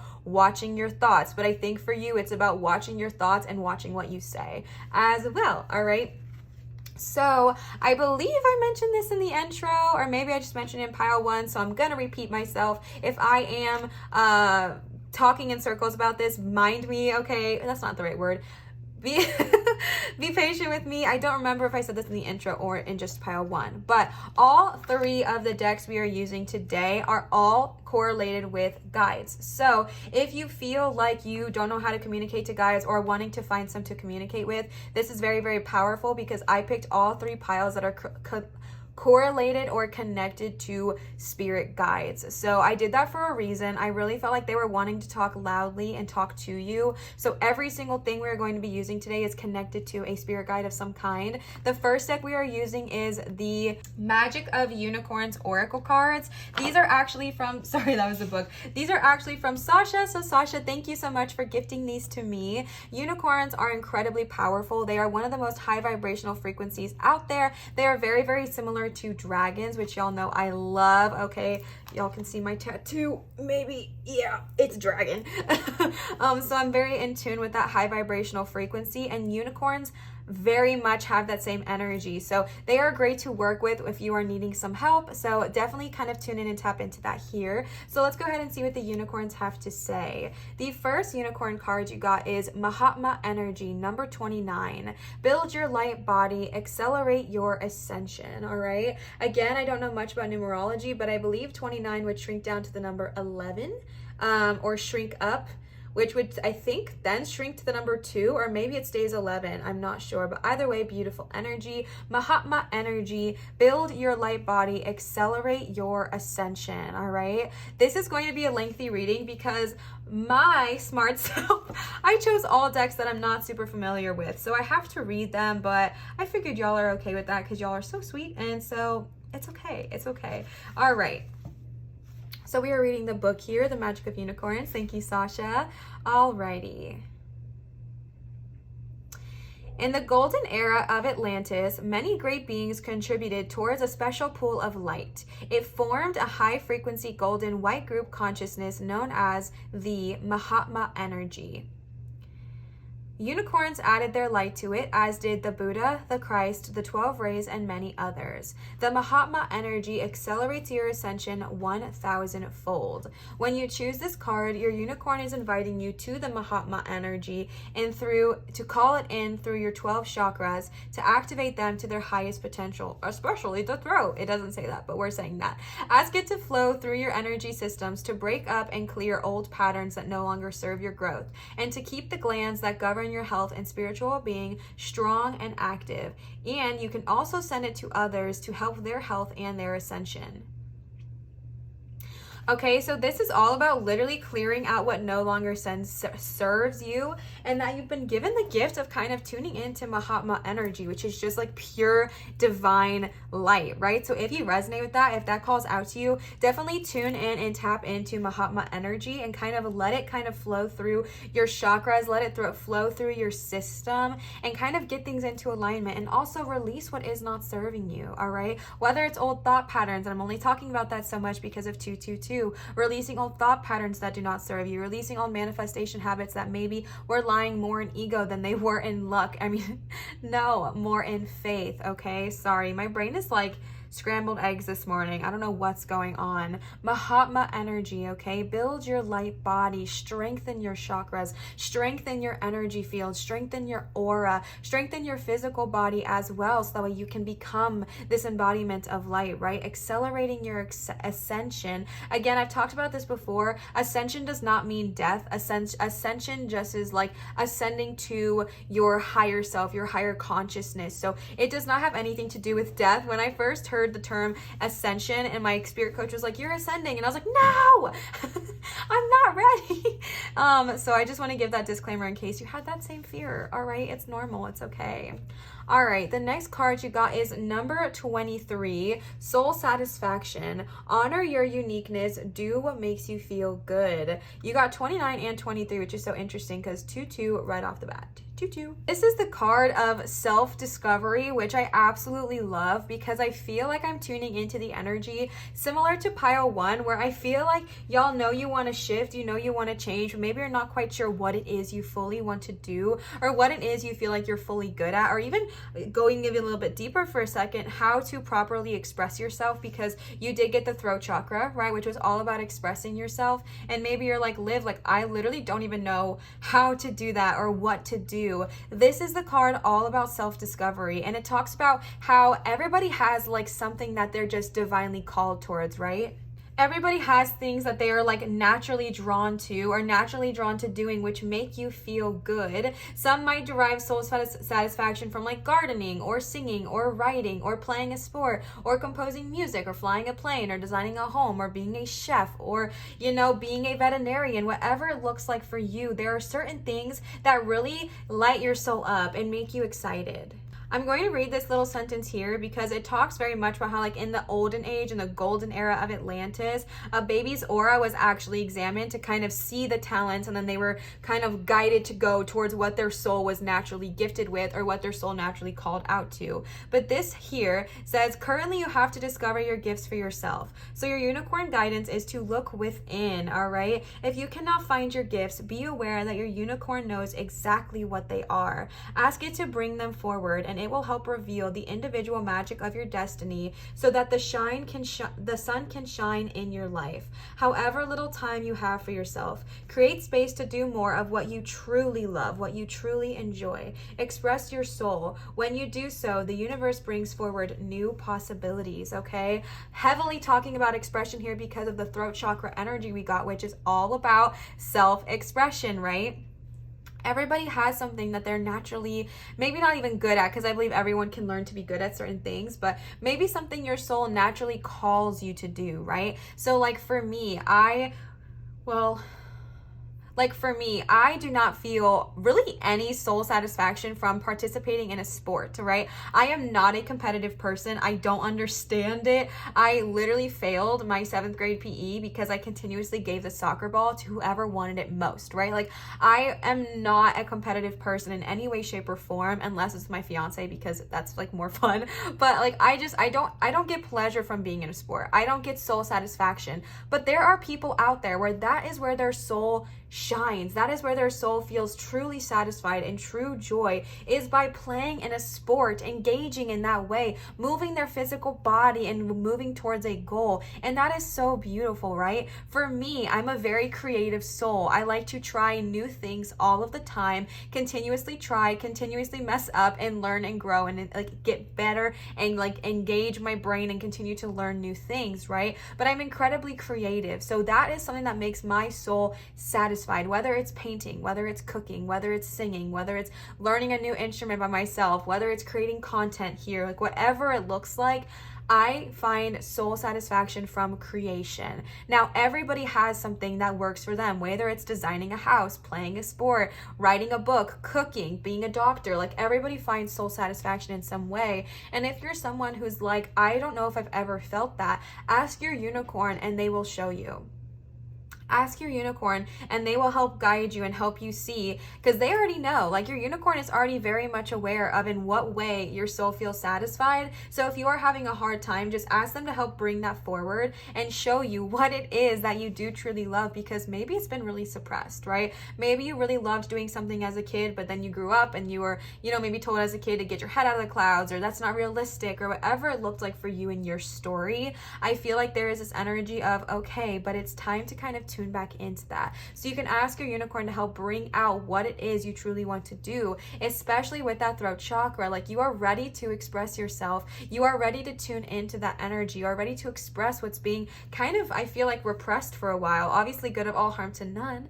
Okay, but I feel like you're ready to express yourself. So kind of tune in and tap into that. And if you need help finding what it is you truly desire, ask your unicorn for help in this time. All right. The last unicorn card you got is number 27, Ascension Flames. Merge with the light, ignite keys and codes. It's a beautiful card. You got 222 here as well, right? 2, 2, and 2.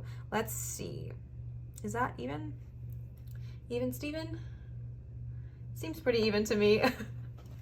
An ascension flame is an etheric fire containing specific keys and codes to accelerate your spiritual journey. There are many of them, and you got 2 cards about accelerating your spiritual journey. Bestie, what's going on, right? Like, you're ready to move and move forward. Let's hear it, all right? There are many of them, and each has been created by great beings of light. to help humanity now. For example, Kuan Yin, who is one of my favorite goddesses, okay? Kuan Yin is so special to me, by the way. She's also known as Avalokiteshvara. I adore, okay? Beings from, I don't know why I said okay so much. Beings from Andromeda and Archangel Chamuel, was that the... Oh wait, no. Okay, I thought that was the Archangel in Pile 1. Are some of those who have contributed to the pink ascension flame of love. When this is placed over you, it ignites the highest forms of love within you, within your energy fields. All right, this is literally all about ascension flames. Here are some of the other flames that are waiting to light you up. The emerald flame of healing, the golden flame of Christ light, the pale green flame of nature, the royal blue flame of higher communication, the aquamarine flame of healing, which heals your soul with love, compassion, and peace. The pale yellow flame of all possibilities, which draws opportunities to you and gives you the wisdom to handle them with grace. And Serapis Bay's white ascension flame, which holds all the great knowledge of the golden age of Atlantis and can help you access the talents you had at that time. That's so crazy because we're literally talking about soul satisfaction. What the heck? When you draw this card, consider which of the ascension flames you need and then invoke it. When you've received its energy, you may wish to choose another one. Ask your unicorn to enhance the energy of the flames 100-fold.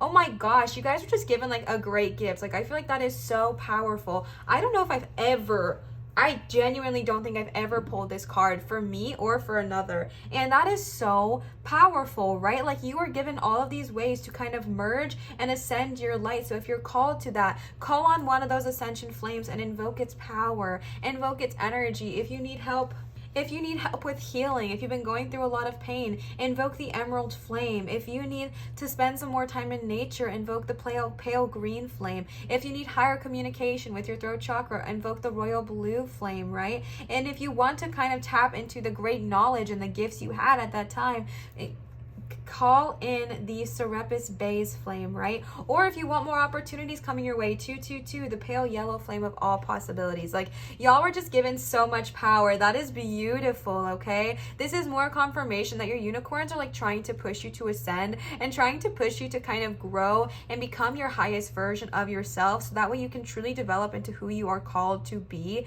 And I think that is so beautiful and so powerful.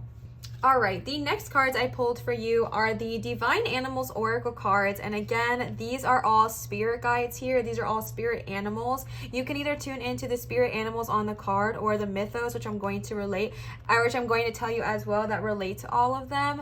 But again, just general message from urgent message from your guides. And again, if you've been wanting to communicate with guides but you didn't know where to start, you can first of all call your unicorn in and help you with any of these three things, or you can call in any of the guides I'm about to show you, and then we have goddesses as well at the end. All right, so let's go ahead and see. The first card you got is number 17, Wolf, Authenticity. All right, this is so crazy because like I told y'all, I don't know a ton about chakras, but the fact that you got the throat chakra, and then you got here with soul satisfaction and expressing yourself, and then authenticity, that is so powerful because authenticity is all about standing in your authentic self. It's all about standing in your authentic truth and being who you truly are and fully expressing yourself, not who you think you're supposed to be, not who your parents say you're supposed to be, not who your friends say you're supposed to be, and not even who society says you're supposed to be, but who you truly are, right? And I feel like that is the sole focus of the throat chakra, is expressing your true self, not expressing who your friends and family want you to be or who they think you should be, but who you are. Who are you, right? Tune into that. What makes you happy? What brings light to you as well as light to others, good of all, harm to none? What lights you up? What makes you happy? What makes you excited about life? And kind of tune into that. Be your authentic self. Tune into your own authenticity. And by being your own authentic self, right, you're going to manifest things that are authentic to you, to your life, okay? Let me give you an example, because y'all know I'm not great at sharing examples, but for some reason I'm always called to do so, which to me is just so chaotic, but I love it, okay? So like, for example, all right, say you are wanting to manifest your dream life, which is for you, again, this is example, being a spiritual business owner, okay? Whatever your spiritual business is. maybe you want to have a spiritual based career, spiritual based business. However, when you go out to work, when you go out into public, when you are around with your family, you're not authentic, and maybe you make fun of that stuff. Maybe if someone says something like, oh my gosh, light workers, that's like voodoo, dark magic, you're just kind of like, yeah, like you don't stick up for that, or you don't stand in your own authentic truth, it'll be hard to manifest that to you. Now, flip side of the coin, I am all about only telling the people that need to know about your personal stuff. Like, for example, there are certain people in my life that do not know I'm a tarot reader, and I'm totally okay with that, right? I'm protecting my energy. However, if I'm around them and they start to make fun of tarot readers or something like that, I will not engage. Now, maybe you're not in a safe position to stand up for it, like maybe that's not practical to you. However, you don't have to engage in that, right? You don't have to talk about that. You don't have to make fun of that. Or even more so, maybe someone's making fun of somebody else in that field. Maybe they found a tarot reader on YouTube and they make fun of them. And if you start to kind of engage in that, and you start to kind of pick fun, or maybe like bully, or just kind of gossip about this other person doing exactly what you want to do or in a similar field, it's not going to manifest that energy, because when you vibrate at your own authentic frequency, that is the frequency that's going to manifest this to you, right? It's going to manifest your desire. It's going to manifest what you want, because we all resonate at a frequency. So if you're pretending to be someone you are not, like someone who actually makes fun of light workers or whatever, then you will keep attracting people with whom you just do not resonate, as well as situations. So as long as you are wanting to manifest something that's authentic to your true self, make sure you are maintaining your authenticity throughout your life. And again, it doesn't mean you have to tell everybody what you do or what you're interested in, but it does mean that if someone starts to like make fun of something, don't partake in that, right? Don't engage in that. You don't have to say anything. You don't have to stick up about what you want to do if that doesn't resonate with you or if it's not safe, but you can walk away, right? We always have the power to kind of like walk away or ignore the situation. I'm thinking of coworkers specifically for some reason, so that might be tuning into someone specifically there. But yeah, and y'all know I am a Chloe Taylor fan. I mean, I also love her as a person, but y'all know that I'm also a fan of hers, okay? And she always says at the end of her videos, like, standing in your own authenticity inspires others around you to do the same. All this energy of the wolf, okay? Express yourself. Tune into your authentic self. Tune into who you truly are. And remember that when you vibrate at your authentic truth, your authentic self's frequency, you manifest what it is you truly desire into your life. All right, so for the mythos of this, that's how they call it. I'm probably going to pronounce this wrong, so I'm very, very, very sorry, but bear with me. Sakoi, S-K-A-O with a little X on top of it, I, the plain-speaking Norse goddess of the mountains, wildness and the unknown, was a powerful huntress, a lover of snow, and a keeper of wolves. She lived in the profound silence of nature and on the high plains, surrounded by her pack of wolves, which helped her hunt and protect the realm, okay? So Skaoi, S-K-A-O-I, Skaoi, might want to reach out to you as well, and if you feel comfortable with that, definitely do so. I'm going to say this now instead of when I did it in the other pile, which was for the book divination. I want to give a quick little disclaimer, okay? Quick little disclaimer. I believe in protecting yourself always, all right? So before I ever invoked an angel, a guide, or a deity, I create a grid of protection around my house using a dark stone and a rose quartz stone, whether it is jet, whether it's sardonyx, whether it's black onyx, whatever it looks like for you. I create a grid of black, pink, black, pink, black, pink all around my house. You don't have to do this, but it's a suggestion, and it is a very protective grid, and it honestly has changed my life, and I do it all the time. So would definitely recommend doing that first. And also, you can create protective energy with your own intention, right? So like if you set an intention that only love and light can speak to me, and I know some people make fun of love and light, but that is my authentic truth, okay? Only love and light can speak to me, speak clearly, speak through me. Only high vibrational energies, only positive intended energies are welcome in this space. Any unwanted, any negative energies, or any low vibrational energies are banished at this time and are not welcome here. You're setting protection, right? Because they cannot communicate with you unless you invite them in. So good nor the opposite, right? Like good nor lather. So That's not right, right? The lather, is that what it's called? But yeah, so definitely kind of protect yourself first, and definitely trust your intuition. If it does not feel right to work with a certain entity, goddess, or deity, please do not do so, even if it is your unicorns. But if you are called to do so, just definitely make sure you do create kind of like that grid of protection around yourself. It's just something that I would suggest, and that I definitely do for myself every single time I work with them. So definitely just a suggestion, but I would recommend it. But always, always trust yourself and your intuition first, all right? Also, you got 17, which I believe numerologically goes to 8, 23 goes to 5, and 27 goes to 9. So cool beans, cool beans. All right, let's see what your next card is. The next card you got is number 35, Bison Ritual. This is so beautiful because this is another card that talks very similarly about authenticity. And it says, yes, your ancestors were here. Yes, your ancestors have great knowledge and they had great lives and they experienced all these things and you can learn so much from them. However, you are your own being, right? You are your own self and you are here to learn your own things. You are here to experience your own life. It is so beautiful to honor our ancestors, but we don't need to get caught up in living the life the exact way they did, right? Tapping into that authenticity. It is beautiful to honor them. It's beautiful to communicate with them, but it doesn't mean you have to live exactly like them. I really hope what I'm about to say does not come off as offensive at all. I'm only saying it with love and light, but honestly, the movie Coco is coming into mind, where Coco was someone who he literally, well, not Coco, but the Miguel, he literally broke an ancestral pattern, right? Like he lived in this pattern of where everyone did not want to participate in music or whatever, and I won't spoil the movie in case you haven't seen it, but I definitely recommend it. It's actually very spiritual and I love it so much.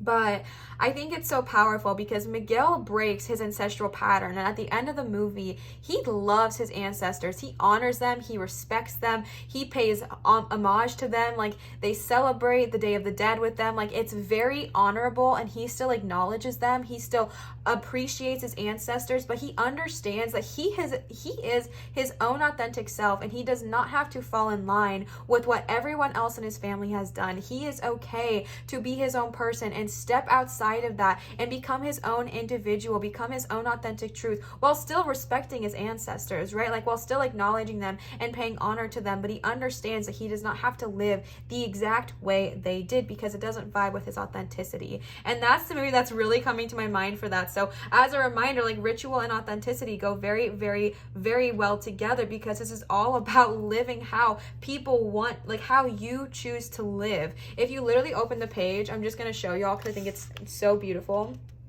It literally says, live with authenticity, okay? Do not live how other people wish you live, but your life is yours, right? Bringing the piece of ritual into our lives can heal us, nourish yourself, and develop habits that are beneficial and useful, right? So it's so powerful because you're living in your own authentic self, and that's so loud for y'all's reading. And I really feel like it's no coincidence with the throat chakra, living in your own authenticity, speaking your own truth, speaking your own life, speaking what it is to you that helps you kind of tap into your own authenticity. And remember that you can still honor those that come before you. You can still be a part of that without having to live in their past, all right? So let's go ahead and see the mythos attached here.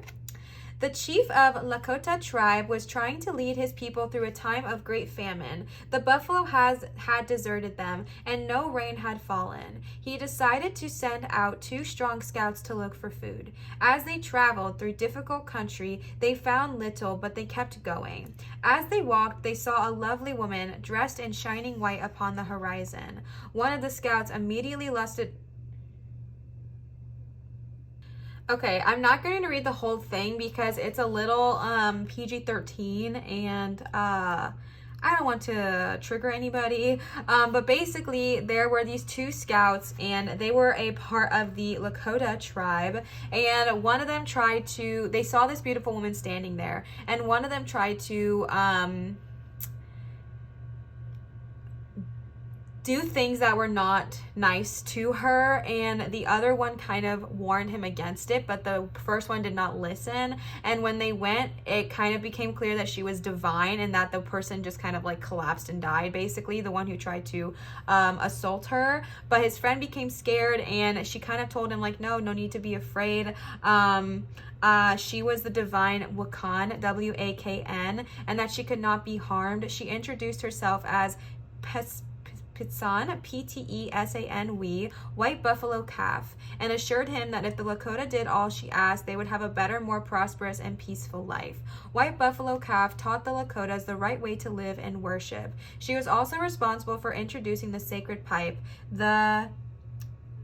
and the profound ritual that accompanied it. All right, so this is very, very powerful as well. I'm just not going to read all of it because of the just like the trigger warnings there. So we're going to brush past that. But again, tuning into the energy of the ritual, okay? Spending some time with yourself, creating a ritual for you and your life. And rituals don't have to be like anything crazy, but a ritual every morning is getting up and saying nice things to yourself, right? Like if you do that every single morning, then that is a ritual that becomes a habit, right? You wake up every single morning and you say nice things to yourself in the mirror. You high five yourself in the mirror, as Mel Robbins would suggest, and then you go on a 15-minute walk or whatever it looks like for you. You wake up, you brush your teeth, you get ready, you meditate, ritual, right? You wake up, you meditate, you manifest, ritual. You wake up, you say positive things about yourself, you meditate, ritual, that kind of thing. So creating these rituals for a more harmonious life. The next card you got is number 19, which I believe would combine to 10, which I then believe shrinks to 1. Look at me, I don't really know what I'm talking about, but reliability goat. This is a crazy image. Do you see how big that goat is? Wow, way bigger than the home that's there. Y'all see that? Beautiful. All right. Is your word reliable? Can you be counted upon? Make your way successfully, step by step, steady as she goes. Nourish yourself, boom. And we should climb mountains, not carry mountains. My mister's about to pop up, which means we will blow out this candle as soon as he gets up here, if he's coming. Are you jumping? All right. Is your word accountable? Can you be counted upon? Do you speak? Okay, 1 second. Sorry. All right, buddy. Leo came to say hello. So Leo, or cats in general, might be a spirit guide for you as well. Leo is an incredibly spiritual animal, and so many of y'all feel so comforted when he is up here, when he is present for the reading, which is why we do not kick him off. I am very aware that it is not aesthetically pleasing, but every time I've asked, y'all choose him over the aesthetic. So we are going to let him stay. He is incredibly protective. He is very in tune to the cards, and almost every time I do a reading, Mr. pops out here or has to be in the room. So definitely a positive omen, and also an omen of like protection. So very, very interesting. But is your word reliable, right? Is your word reliable with the goat here? Can you be counted upon when you say something? This again goes back to the throat chakra, when you are expressing yourself. The throat chakra, being true to your word, being honest with your word. Are you reliable? Like, can people count on you? Can people trust you? Can people put hope in you? We should climb mountains, not carry them, right? This talks about doing things steadily and constantly rather than trying to rush things, right? Be constant. I feel like these are all patterns towards making something last, right? Making something last. You're kind of tuning into the light. You're finding your gifts. You're becoming your most authentic self. You're coming again into your most authentic self while forming rituals and things that bless you. You're becoming reliable. Like, I feel like these are all things that are going to bless you long term and create a very long-standing life for you, a very long-standing successful situation for you. But it doesn't happen overnight. You know what I'm saying? Like, it doesn't happen immediately. Sorry, my cat will chew this, so we have to move that. It might not happen immediately, but it's going to be something that is built for success and substantialness. Like, I don't know why I'm having a hard time saying that word, but sustainability. Like, it's going to be sustainable. It's going to last long term. And that's what reliability is all about, right? Like, you are becoming reliable. And honestly, the message I'm getting is not only are you reliable to others, like, do you say something and then show up when you say you're going to be there, but are you reliable with yourself, right? Like, do you show up for yourself? If you say you're going to do something like create a ritual, do you show up for yourself, or do you kind of back out and back down? Like it's so important to be reliable to yourself. It's so important to stay committed to yourself and like committed to your goals and committed to your journey. I'm sorry about that. Oh. And that's honestly like the message I'm getting here is like, are you showing up for yourself? Are you being reliable to yourself? Are you someone that says they're going to do something and then maybe you don't do it? Like for yourself, right? Like maybe you say, you know what? I don't like the way this person's treating me. I'm going to set a boundary, but then you don't. Or maybe you're like, you know what? I want to change. I'm going to get up at a certain time and kind of adjust my lifestyle in a way that best benefits me. But then it's the next morning and you're like, nope, I don't want to do that, right? Like show up for yourself. Become reliable to yourself. Be reliable to your own word, even when you're just talking to yourself. All right. And these are also the goats that pulled Thor's what did it say? They pulled Thor's chariot, I believe. Tangrisner, I know I'm pronouncing that wrong and I'm really sorry. Tangrisner and Tanjoster, the goats who pulled the god Thor's chariot, and the stories of the poetic Edda, compiled in the 13th century from earlier traditional sources. So those are the goats represented here today. The last one of these cards that y'all got is number 6, Reciprocity Honeybee. Can y'all see that? Yes. Okay. Reciprocity Honeybee. I always have a hard time saying that. I don't know why. Reciprocity Honeybee. Okay. Number 6. I will tell you all what this card is about first, and then we'll go ahead and read the mythos about it because I'm actually very familiar with this card and I like it a lot. Also, thank y'all for being so patient with me as I read these because for some reason I decided to choose all decks that I'm just not that familiar with, which means I have to kind of become familiar by reading and learning, right? But reciprocity, what you do comes back to you times 3, right? The good you put out into this world will come back to you. Be reciprocative, be reciprocating, right? Like be receptive to things, but also oh my gosh, this word is so hard for me to say. Reciprocate what you get, right? So like if you are given a divine blessing, as far as like maybe you get money that randomly comes to you, giving that back to those around you. If you get time, giving your time back to those around you. The good you do comes back to you times 3. It's all about give and take, right? So like if you make a mistake, if you do something that you don't like if you are not reliable with your word, it's not about sitting and complaining about that and being like, oh man, I'm like the worst. I wish I could just get better. It's about doing, right? So if you made a mistake, if you hurt somebody, make amends, right? Give and take, flow, going in flow. The earth is all about reciprocity to remain balanced, right? Like give and take, go and flow. And it helps to remain balance and to grow as humans are the part of the earth. This also applies to us, right? This is all about learning to communicate effectively, as there may be a breakdown in communication. Literally 222. Y'all are all about the throat chakra here with the chakra, and it's all about communication, right? Authenticity, being your own authentic self and standing in your true power. Being reliable with your word. And again, here, learning to communicate effectively, as there may be a breakdown in communication. Learning to communicate in your own truth. Learning to communicate effectively, especially if you're wanting to own a business, right? Because there are going to be times, there are going to be situations where you simply are just misunderstood, right? Like you might just have, I'm sorry about that, you might just have situations or energies where people just don't get you, or maybe they simply do not agree with you, right? And it can be really easy to just throw a fit and be like, I hate this, I'm done, like this is too hard. But this is about learning to stick up for yourself and communicate effectively and learn to negotiate and learn to kind of find peace in situations instead of just flying, right? You know, fight or flight energy. I don't believe in fight or flight, but I believe in like talk or flight, right? Like there's a situation where you might be able to just flight away and avoid it and evade it and nothing gets solved. Or you can sit down, you can speak honestly, you can speak truly and say, okay, how do we fix this, right? Like how do we go about this? How do we fix this?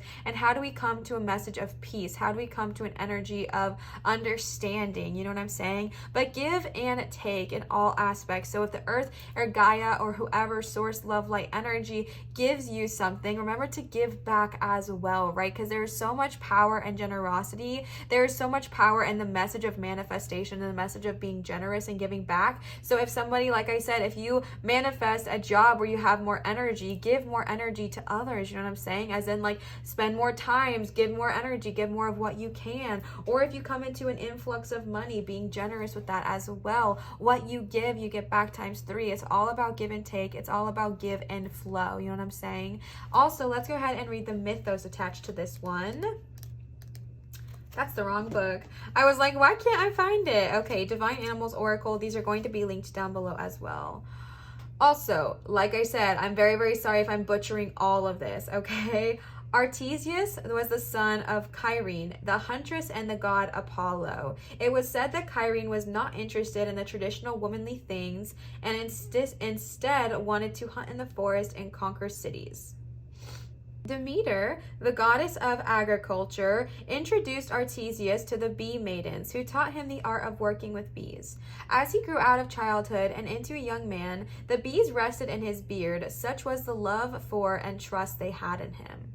All right, so Artesius might be Aristeus might be someone that wants to work with you as well. Like I mentioned though, only trust your intuition, and if something does not feel right, definitely do not do that, okay? But in general, also these are all spirit guides as far as the animals. So the wolf, the bison, the goat, and the bees, all right? So the next cards I pulled for you are the Goddess Guidance Oracle cards. These were gifted to me. Whoa, I just dropped everything. 1 second. These were gifted to me by my sweet cousin, so thank you so much for gifting these to me. So let's go ahead and see, again, similar energy. We are tuning into the goddesses here. If you would like to work with goddesses, these are some who might want to work with you. If not, you can just receive their message in the way that it is delivered, if that makes sense. All right, so let's go ahead and see. My mister here is definitely taking up space, but it's all right. All right, the first card you got is Hathor. Literally the exact...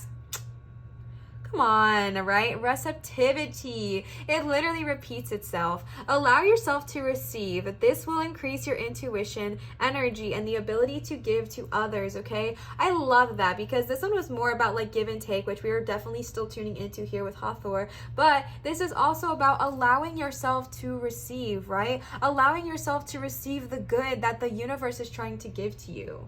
Sometimes it can feel so frustrating to feel like things are not going great for us because, again, tapping into 222 here was a little bit about patience and knowing that things are all happening divinely, right? And sometimes it's hard to see that and sometimes it's hard to believe that. But again, this is about allowing yourself to receive, right? So this is talking about when the universe is gifting you something, open yourself up to receiving it, right? Open yourself up to allowing it. I know people in my life, and I was kind of this way too, so I should just speak for myself.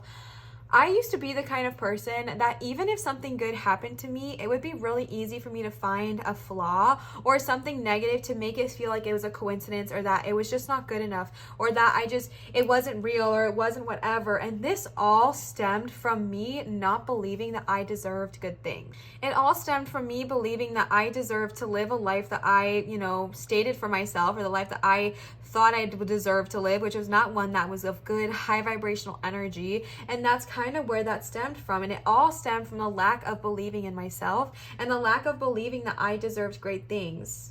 But I did deserve great things, right? I did deserve greatness. I did deserve to have all of these amazing things come into my life. And I did deserve to have all of these wonderful things happen to me. But because I didn't believe that I deserved it, I would just find something wrong with them. I would find a flaw. I would find an error. I'd be like, nope, not for me. Simply can't be. Like, nope, that doesn't happen. Or I would literally block good things from coming into my life because I simply did not feel like I deserved them. So what I'm tuning in here to tell you is that if no one else has told you today, like, you deserve absolute greatness. You deserve to have all of your dreams come into reality. You deserve to have all of your manifestations come into fruition. Like, you are deserving of so much love and so much greatness. Sorry, my cat is like grooming himself right now.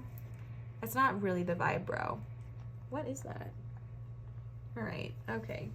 This is very rude. But allowing yourself to receive, allowing yourself to believe that you deserve greatness. You deserve amazing things. You deserve to live a life you've always wanted to live. You deserve to live in complete, healthy, happy, like high vibrational energy. Like, that is what you deserve in this life. And it's calling on you to remember that. Remember that you deserve wonderful things coming to you. You deserve happy, joyous times coming to you. You deserve greatness, okay? And just in case no one else told you that today, I am telling you that. And if you're having a hard time believing that, call on Hathor to kind of work with you and remind you that you are absolutely deserving of everything great that is coming your way. And again, believing that you deserve to receive greatness will increase your intuition, and it'll increase the ability to kind of manifest those things into your life. And it'll also increase the ability to give back, because once we believe we deserve greatness and once we tune into that, more great things come to us. Therefore, we can also give back, because we're no longer sitting in the energy or the feeling of lack. We're sitting in the energy of gratitude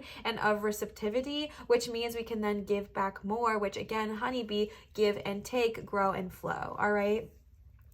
The next goddess you got is Freya, bold. No freaking surprise, because look who's here, Mr. Pants, okay? Unleash your adventurous side, take risks and be daring, okay? Come on, throat chakra, talk about that, all right? Embrace your authenticity as well. Unleash your adventurous side. Freya, and you got Mr. here, literally the cat, okay? You got my feline here. Freya is all about tapping into your adventurous side, tapping into your bold, daring part of yourself that is ready to take risk and take adventures. Celebrate your success, be bold, be daring, okay? I know I just keep saying those same words, but that's like so loud to me. I feel like maybe you're someone who lies more on the timid side, which is totally okay. Like, we love that for you. But this is a card of like, even if you're not bold outwardly, being bold inwardly and being like, you know what? I am going to take that risk. I am going to come into my own authentic power. I am going to find those things that make me happy. I am going to work with those. I'm going to work with that energy that I need to kind of bring my strength about. I'm going to tap into those things that scare me, but I'm going to do them because I know that they are for my highest good and the good of all. And I'm going to do them even if I don't know exactly how it's going to work out, or if I don't know exactly how it's going to succeed. I believe in taking the risk for myself because I believe I deserve greatness. I believe I deserve success. Maybe that is a bold step for you, is believing you deserve greatness, because it's hard, right? It's hard to tune into that and tap into that. But this is like saying, ask Freya to be like, come on, show me my strength. Show me my wild side. Show me my adventurous side that's ready to take risks, take jumps, take leaps of faith. And if you're having a hard time, oh my gosh, I'm so sorry. If you're having a hard time doing so, call Freya in to help you with that, all right?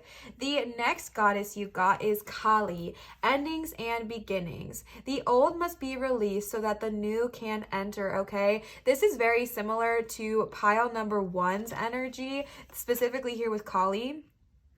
Endings and beginnings. The old must be released so that the new can enter. The old must be released so that the new can tap in, the new can form, right?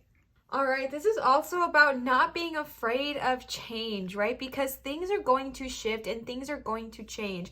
Endings and beginnings. The old must be released so that the new can enter. Old energy, right? Again, this is all about your throat chakra and expressing yourself. Oops, sorry about that. So especially if you were someone who was tuning into that and you like had all of these old fears, you had all of these old beliefs that you just did not deserve it, that you were not good enough, or whatever it looked like for you. And this is about releasing that and understanding and beginning to realize that you deserve greatness. You deserve to be your authentic self. You deserve to thrive in the ways that bring you joy. You deserve to tap into all of the things that you truly want. You deserve your manifestations to come into reality. You deserve your manifestations to come into reality right now. Like, you deserve greatness. You deserve to be that person that you've always wanted to be, or have that energy you've always wanted. You deserve that, right? But before we can tap into that, we have to release our old ways of thinking.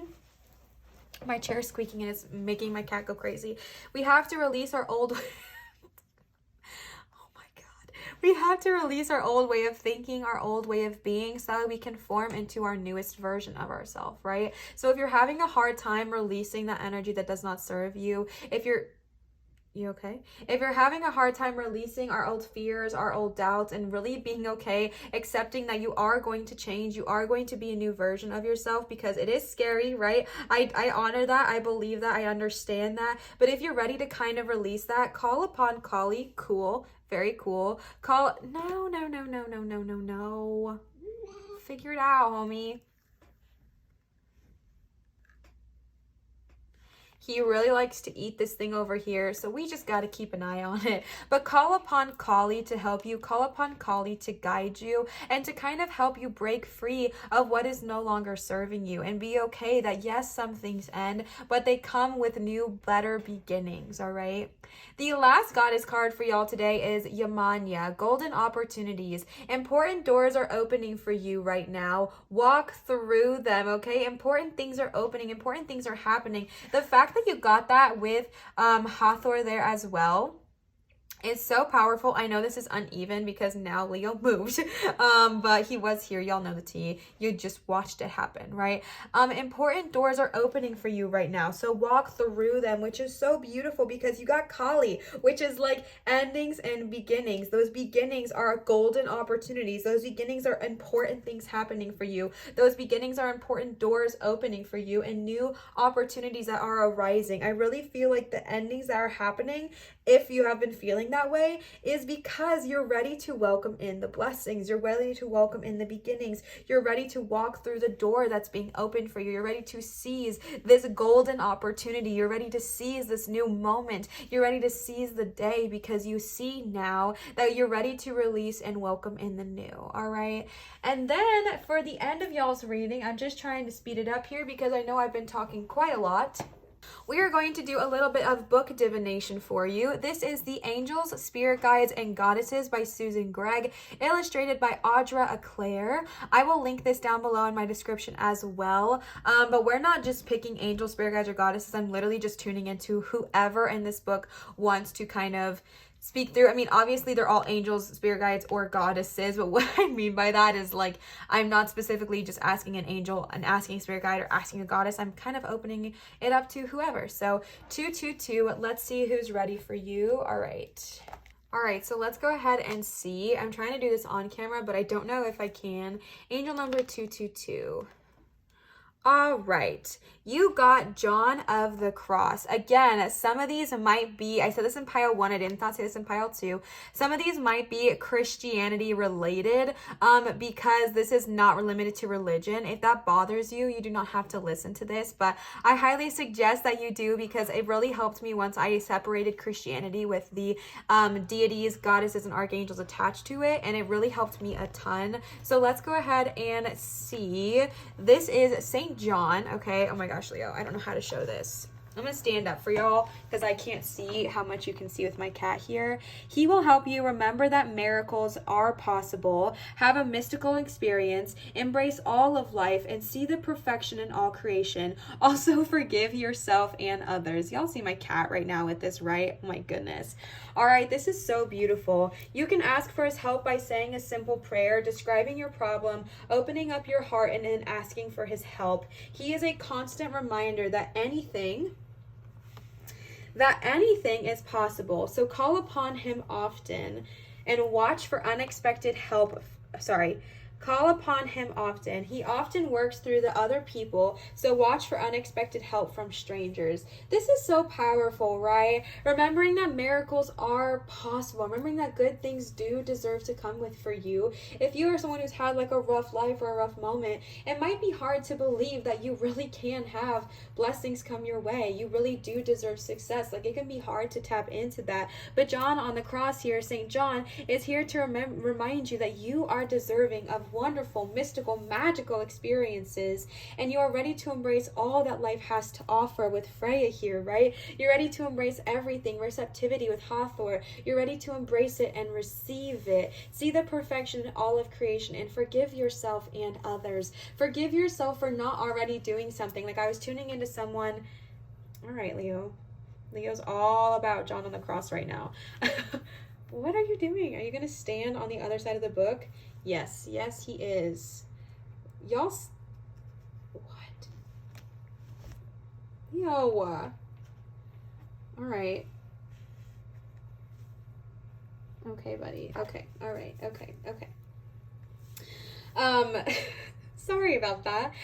So yes, this is all about forgiving yourself and others. If you've been having a hard time, like being upset at yourself because you feel like you could have done better, you could have done more, you should have already started something. No, okay? Forgive and release. Forgive any hardships or burdens you have on yourself, and also forgive others along the way. All right, I kind of want to pull one more for y'all, so we're gonna do one more here. Let's see, pile number 222. All right, you guys got guardian angels. This is like a collective thing. Guardian angels, your guardian angel Leo, your guardian angel will help you connect with angelic guidance, find direction in your life, know that you are protected, and become filled with hope and joy.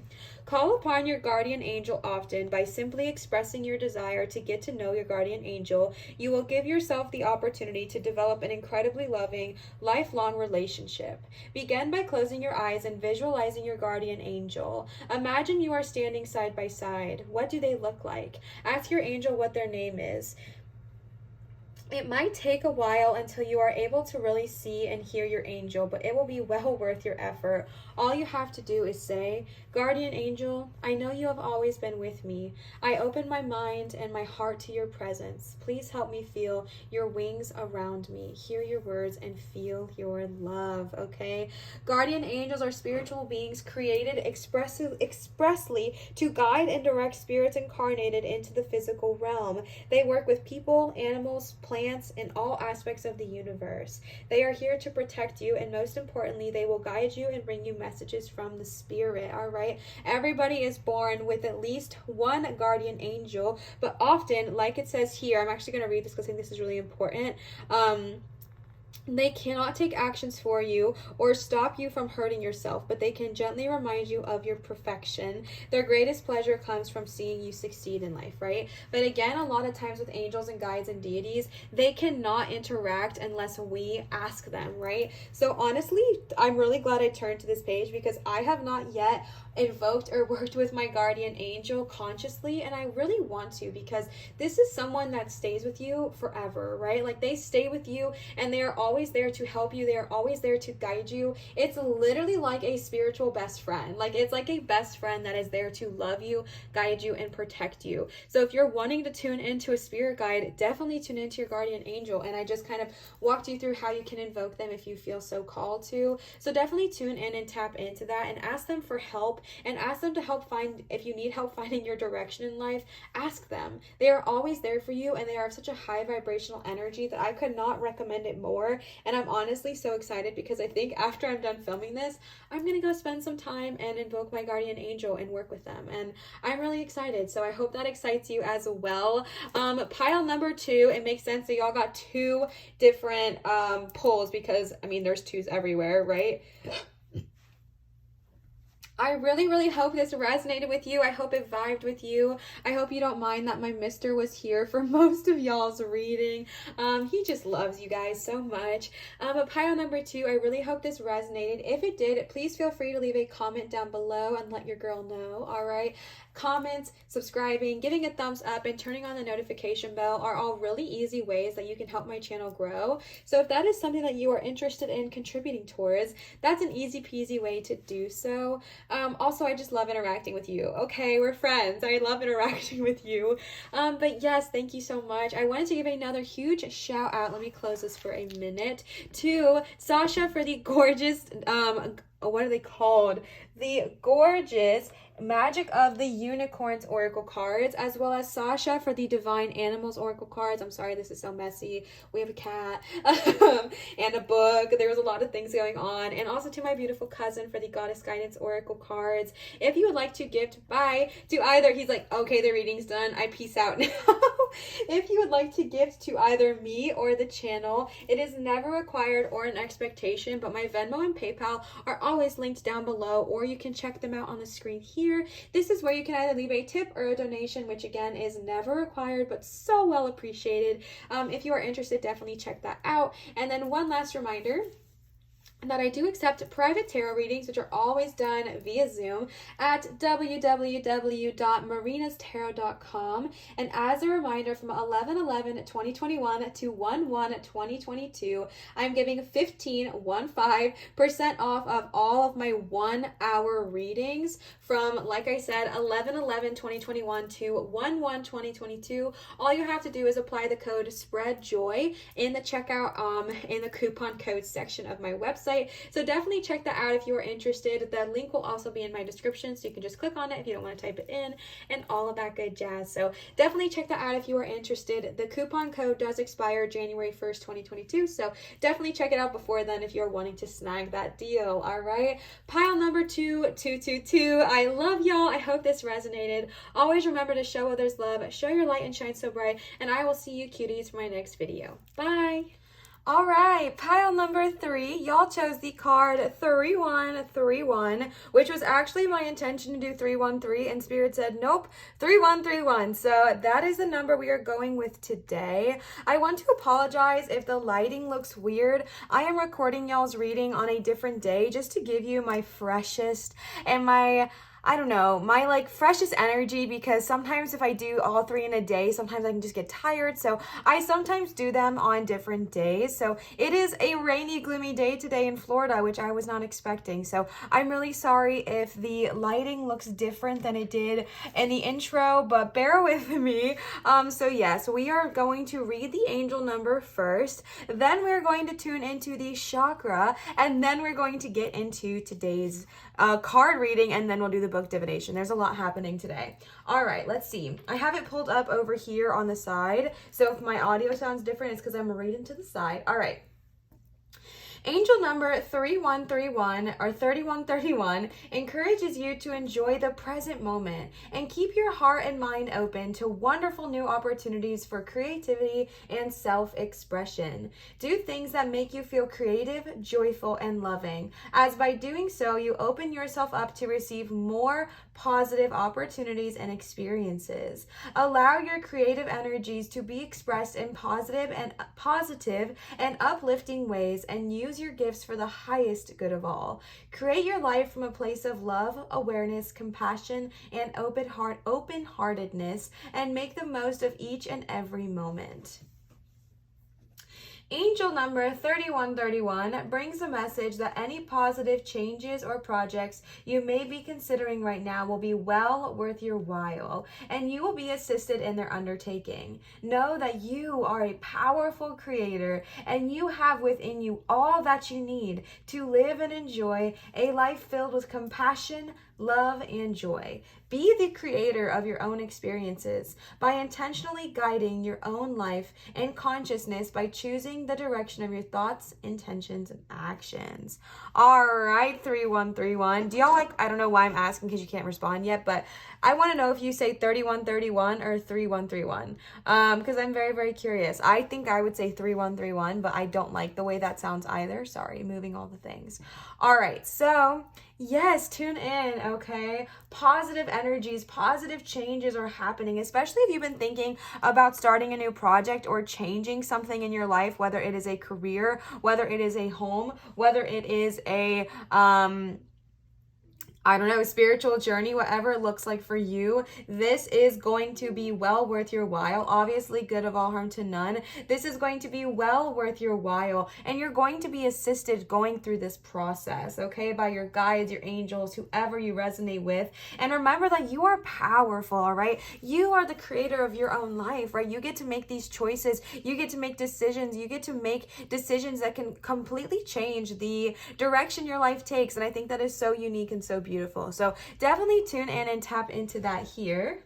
This also talks, like I said, heavily about enjoying the present moment. So if you've been kind of dealing with feeling like you want to go do something, maybe you want to start your own business or your own practice or a different spiritual journey, or you want to change jobs, or you want to move homes, and you're so focused on the end result, which we often do, right? We often perseverate on like where we want to be. Sorry about that. We often perseverate so much on where we want to be that we miss where we are in the moment, right? We are so focused on, okay, once I reach this, then I'll be whatever. But this is saying be happy and present where you are now as well, right? It's wonderful to want to manifest things. It's wonderful to want to bring that into fruition, but also be present in the moment, right? So like this is something I have to remind myself of constantly, because I just have all these goals for myself and, for my channel. So I'm like, oh my gosh, I want to reach X amount of subscribers, or I want to start a Patreon, or I want to do X, Y, and Z. But I often forget to just be present in the moment with the beautiful, amazing community reality I have now. And that is like something I do not want to forget to do, because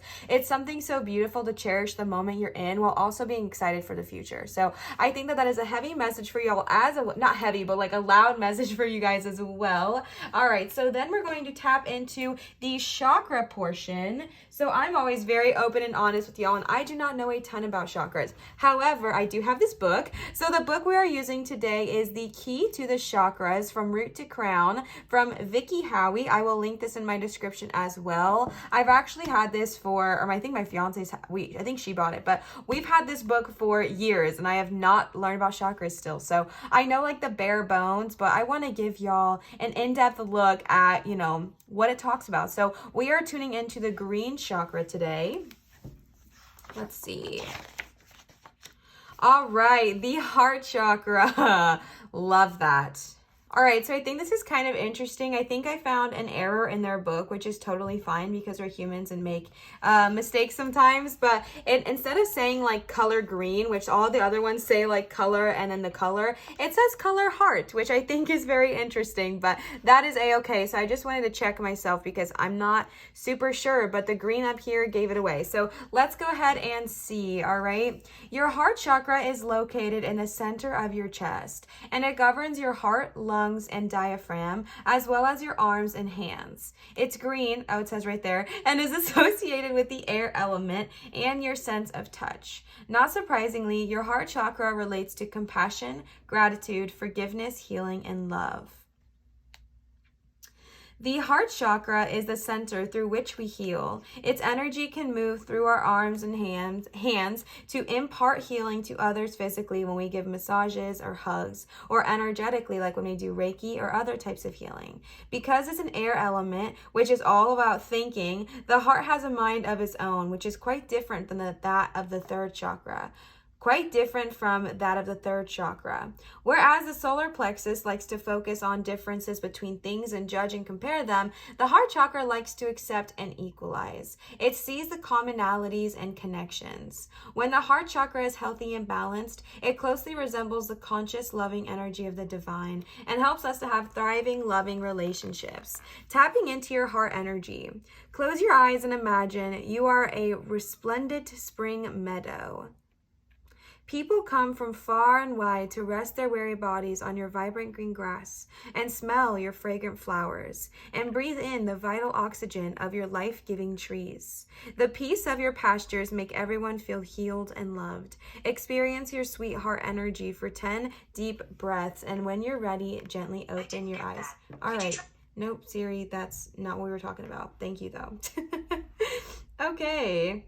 All right, our heart chakra, all about connecting, all about compassion, all about, you know, tuning into those parts of ourselves, which are honestly like not easy to do in my opinion. I feel like my heart chakra is the one that I feel like has the most issues. I feel like I have all my issues when it comes to my heart chakra, just because it's not just about loving others, right? Like loving others sometimes can be so easy, but your heart chakra is also about loving yourself and thinking that you deserve greatness, thinking that you deserve love. It's also about receiving, right? So like one of my issues with my heart chakra is that, like, I'll just give you all my example because I overshare. One of my things with my heart chakra is that I have a really hard time receiving love and compliments from others, which creates blockages in my heart chakra because I am then saying and believing that I do not deserve greatness. I do not deserve love. I do not deserve compassion. And it's just like, it needs that healing. You know what I'm saying? So heart chakra is all about compassion, all about love, all about tuning into that aspect of yourself, and also about like non-judgmental, right? Because your heart just sees other hearts. It doesn't see what the mind sees. It doesn't see what our ego sees. It just sees pure, true intentions. All right, so compassion, love, let's tune in. Again, we are just getting an urgent message of encouragement from your guides. So maybe if you were tuning into that chakra reading, I don't know if it's even called that, but if you were tuning into like that chakra energy I just pulled, that chakra message I just pulled, you could be someone who really struggles with receiving love, or maybe you're someone who gives, like a people pleaser, right? And that's an overactive chakra. That is someone who constantly works so hard to prove themselves, to prove I'm loving, and it could stem from a sense of not feeling like you are enough, so you overly try, or whatever it looks like for you. But let's tune in and tap in and see what kind of guidance do they have for that, right? Because I feel like this pile is going to be for me, and I already kind of feel personally attacked by it, but like in a good way. I have heart chakra issues, right? Like that is where I struggle. So I think this one is going to be very much resonating with me. So let's go ahead and tune in and tap in. Like I mentioned, I don't know if I mentioned this just in the intro or in the piles as well. So I'm going to give you a rundown. If I already said it, sorry if it sounds like I am just repeating myself, but I used all 3 decks today that all have to do with spirit guides or spirit animals. This one is all about spirit animals. This one's is goddesses, and these are unicorns, which are spirit guides. So I'm tuning into any kind of guidance you might need from your own spirit guides, as well as any who would like to help you. So if you are someone who has been wanting to reach out to spirit guides but didn't know where to start, this is a great place to do so, because I'm going to give you some that you can reach out to who are already wanting to talk to you and already wanting to reach out to you. And if you already work with spirit guides, this is just a direct message from them as well, or you can also work with some more. They are not mutually exclusive. All right, so we are starting off with the Magic of the Unicorns cards. These were gifted to me from Sasha. Thank you so much for these amazing cards. Unicorns have an incredibly high vibrational energy similar to dragons, which y'all know I love. I actually wanted to use the dragon cards today, but it wasn't their day today. Like that sounds so rude. This wasn't their video. Like this wasn't, no, okay? Source said no today, so we tuned into the the unicorns instead, which honestly have a very similar energy. Like their frequency is very, very, very similar. So unicorns are wonderful spirit guides. If you are wanting any kind of help and assistance, they're wonderful to call upon. So let's go ahead and see what kind of urgent message of encouragement they have to say. The first card you got is Unicorn Portal. Focus your light and listen for a message. Oops, sorry, I was like holding that way up here. Hello. All right, I am going to be reading these, some of them at least, because I'm not super familiar with them. So bear with me. Again, I'm very open and honest with you that I don't know much about numerology. 9, 10, 11. But I believe 3 and 8 would combine to make the number 11, which I think then either stays 11 or maybe it goes down to number 2. I don't know. Let me not even try. But 38. Let's go ahead and see Unicorn Portal. This is the book I'm going to be reading from. I've read a couple of these cards now because I'm obsessed with them, but I haven't read all of them. And this would be one of those that I have not yet gotten to check out. So, all right. A portal is high frequency space or gateway to another dimension. When you draw this card, unicorns are asking you to create one in your home, office, or somewhere special, so that way they can step from their domain onto yours. When you have decided where your portal will be, decide how long you wish it to remain in place. Then follow the visualization and know you are creating a space where humans and unicorns can meet. Anyone entering the portal in their physical or spiritual body can connect more easily with unicorns there. Okay, so I'm going to actually just pull the intention I get from this card instead of like too much of what the book says, because I honestly feel like this is just tuning into someone who really wants to work with spirit guides, but maybe you feel like you have not been able to yet. I've talked about this in all 3 of my readings today, or both of my readings today, so I'm going to talk about in this one as well. I personally believe in protecting yourself, okay? So before you invite any spirit guides or goddesses or deities or angels or spirit animals to work with you, this is just my 2 cents, right? You don't have to do this, but if I could recommend anything to you, it would be this. I definitely every single time set a grid of protection around myself. So if you are new to working with deities, ancestors, guides, and that kind of stuff, this might be something you would like to do, but you definitely don't have to. I create a circle or a grid of protection. So for me, I use something black like onyx or tourmaline or jet or sardonyx, and then I use a bright stone like rose quartz specifically specifically, and I create a grid of black, pink, black, pink, black, pink, black, pink. If you're doing it in a whole room, I do it in all the corners, or if you're just sitting in a circle, I would do it around you. This is a very protective grid, and it's only ever worked for me. Like, it has been tried and true so many times. And then I also energetically protect myself. So I would say, you know, this is what I just say, but of course, like, lead with your own intuition always. And again, if you don't feel the need to do this, you don't have to, but I did, because I was uneasy about working with guides at first because I didn't really understand them. And I know that they cannot work with me unless I invite them in, which is what I'm going to get to. But I wanted to protect myself from just like any energies coming and walking and talking with me. You know what I'm saying? So this is what I felt safe doing, and this is what I've really has worked for me. So I kind of always say, you know, if I work with someone specifically, so like, or actually, so I set a grid of protection around myself and around my home, and then I protect myself with my energy. So I envision out of me like a white light bubble of like protection, and I also set it with intention, right? So intention is so important. So I'll say something like, only love and light is welcome here. I know a lot of people don't like love and light, but that's what I personally resonate with. So I say only love and light is welcome here, only honesty and truth, only vibrations that match mine or higher, right? Like only high vibrational, high frequency energies are welcome in this moment. Only people with, or only energies with honest and true intentions that are here to help and serve me are welcome here. And I also say like a banishment thing, which this is what my intuition leads me to do. You do not have to do any of this, but I also say like a banishment thing where I'm like, any unwanted, low vibrational or negative energies are banished at this time. Like, they are not welcome here. I'm asking you to leave. And I kind of just set that protection on myself, and honestly, it's been really successful for me. So I wanted to give that disclaimer here. I normally give it at the end when we go to the book divination, but I'm going to give it here right now. So definitely just take that with you if that resonates. But in general, I feel like this is calling on you to call out to your guides and work with them. I feel like it's something that we can easily forget, but in case you are not aware, guides, angels, dragons, unicorns, spirit animals, deities, those kinds of things, they cannot work with you unless invited in, right? Like, they're always there. Like, we have guardian angels, we have angels with us all the time, we have, you know, spirit guides and our spirit animals, but they cannot like work with you and communicate with you unless they are invited in. So that's why it's so important to kind of create this portal, so to speak, which you can visualize, or if not, you can just kind of invite them in. But it is important to do that. It's important to do so that way you can work with them, you can receive their messages, you can understand what they're trying to tell you. So maybe whoever tapped in here at first today was just kind of like,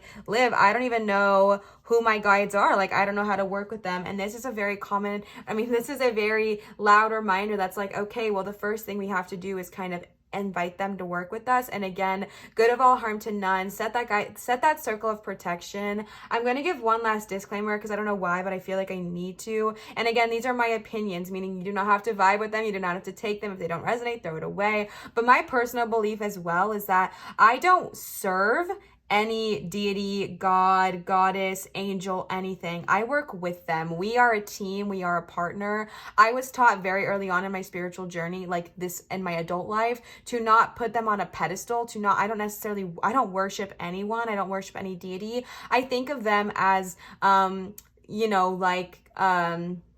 like a partner, right? Like, we work together. I gain knowledge from them and I help them by doing readings. I channel and I deliver things to the masses. However, I do not serve them. I do not make deals with them. I do not do anything of that such. I do not do anything of that nature. I was taught very early on, do not do that. And if you are doing that, it might not be the most high vibrational energy. So again, my 2 cents, do what works with you. But I personally do not make any deals, any contracts. I do not work with any goddesses in which I feel like I need to serve them, or gods or deities or angels or anything. I simply work with them. I invite them in to help guide me along my day-to-day, but I'm not working for them. We're working together. All right. So that's my 2 cents. I don't know why I felt like I needed to give that huge disclaimer, but I really hope it did help someone. And again, my opinion, my knowledge of what I know doesn't mean it's the only way. It doesn't mean it's the right way, but it is what has worked consistently for me. So, but this is about like inviting them in, right? Like opening yourself up to receive their message, and then listen for a message. They might want to talk to you through angel numbers, okay? Especially because you got, this is an angel number heavy reading. One way that my guides specifically, like Liv's guides, talk through me is through angel numbers. So the whole reason I did this message, the whole reason I did this reading actually, is because as I was like, what kind of video should I do today? The number 1010 popped up and I was like, oh, that's a message from my guide. So I looked it up, looked into it, and I was like, oh, people need to hear this. Like, people need this today. And so if you start seeing numbers, specifically 3 or 1, either together or separate, or in this variation of 3131, you did get another 3 here. So 3 might be very, very loud for you. If you start seeing a bunch of 3s and 1s everywhere, don't just brush it off, okay? Look into it. If you would like to look up angel numbers, I personally love Joanne's Sacred Numbers. It's also called like Joanne's Sacred Scribes or something. I feel like she has been so incredibly accurate, and she is my go-to. Like, she is the one and only person I use to go to for my angel numbers, because I feel like she's consistently chef's kiss on point. So wow, it's already been 20 minutes and we've barely gotten into this. I'm so sorry. So definitely, if you would like to look up angel numbers, like listen to them when they are speaking with you. Listen and tuning into that. What are they trying to say? What are they trying to get at? If you see a lot of numbers, don't just brush it off, but actually listen to what they're trying to say if you're wanting to receive a message. So ask and then let yourself receive. The next card you got is Cosmic Pearl. Expand your psychic gift. Open the gate to the angelic realm, okay? Again, another 3. 3 plus 4 equals 7. So that is another number that might be sticking out for you. However, you did get another 3. So Cosmic Pearl. Expanding your psychic gifts, tuning into that, okay? Tuning into what your true gifts are. I have had so many people comment and be like, oh my gosh, like I get all these readings about psychic gifts, but I don't know what that means. Like, I don't know where to go. I don't know what that means. Bestie, I cannot tell you because this is so personal to you. But what I am being told to tell you is that you have more gifts than you realize. I feel like they're being really suppressed because I feel like you get this intuition, right? You get this gut feeling, and maybe you're like, you know what? I think that's a message. I think they're trying to reach out to me. And then maybe our ego or our fear or whatever gets in the way, and they're just like, nah, that's just a coincidence. Like, that's not me. That's not real. That's not what I think it is. Like, it's just a simple coincidence. And then we block that off, right? But I really do feel like you have psychic gifts, whether it is with the cards of tarot, whether it's with Reiki, whether it's just with listening and receiving messages, right? Like, again, I even feel weird. I don't call myself a psychic. I don't know why. It feels weird to me because of my like growing up. So I'm like working on that trauma, but I don't even consider myself a psychic, just in tune. So if that term weirds you out or puts all this pressure on you, like, first of all, we're working through it, okay? But if it puts all this pressure on you of like, oh my God, what are my gifts? Just listen and receive, because I feel like they are so loud and in your face, but they're being hard to hear because I feel like we have this greater expectation of what our psychic gifts should look like instead of what they truly are, right? Like, maybe we're like, oh my gosh, if I have psychic gifts, then I should be able to like tell the future, or, you know, that's so Raven, like I should get visions or whatever, which some people definitely do have that gift, right? But for you, it might be automatic writing. Okay, hold on.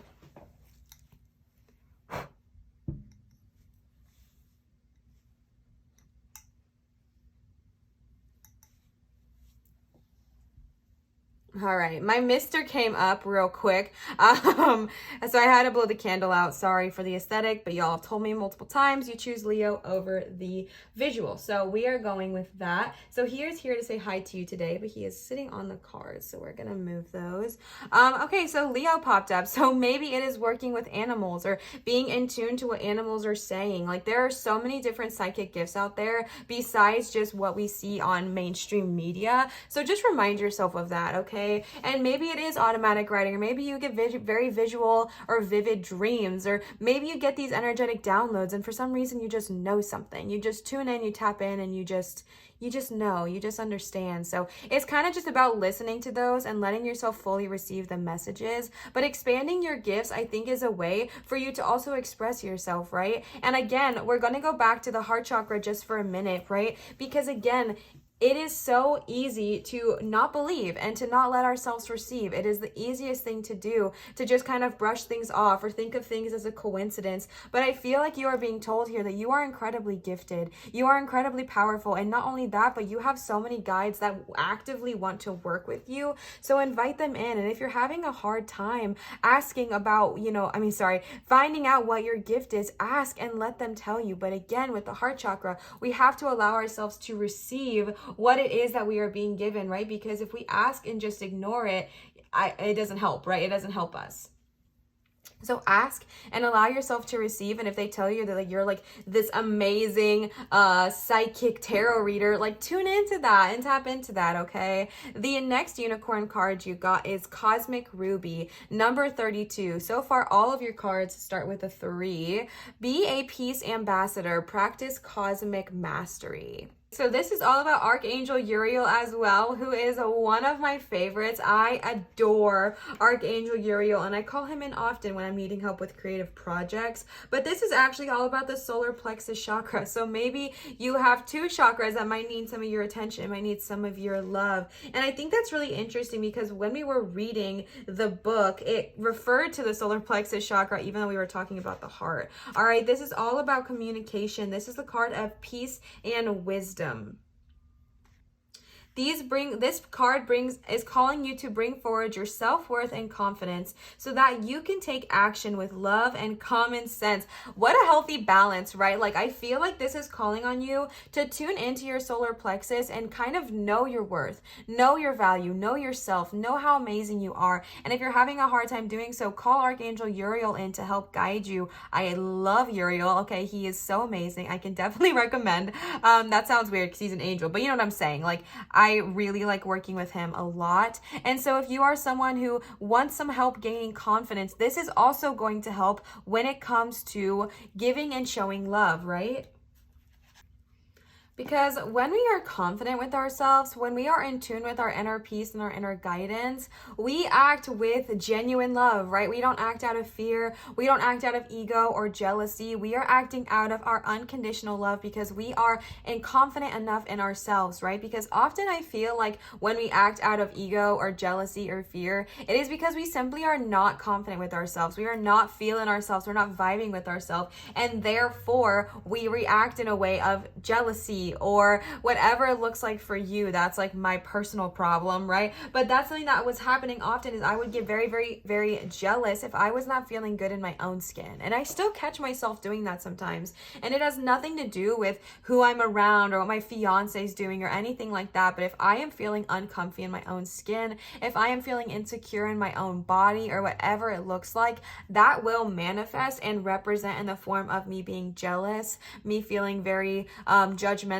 towards other women, especially, which is not something I'm proud about. But it's kind of like this energy of placing all of my insecurities, not literally, like I don't ever speak it, but even in my mind, it's not good, right? Like placing all of my insecurities onto them or onto my fiance and then assuming things or getting, upset about little things or whatever it looks like. So I really feel like they go hand in hand, the heart and the solar plexus, because I feel like, one is fine. I mean, they benefit each other. You know what I'm saying? Like they benefit one another. So being confident, knowing in your self-worth, being confident with yourself will help you then talk with love, speak with love, and work with love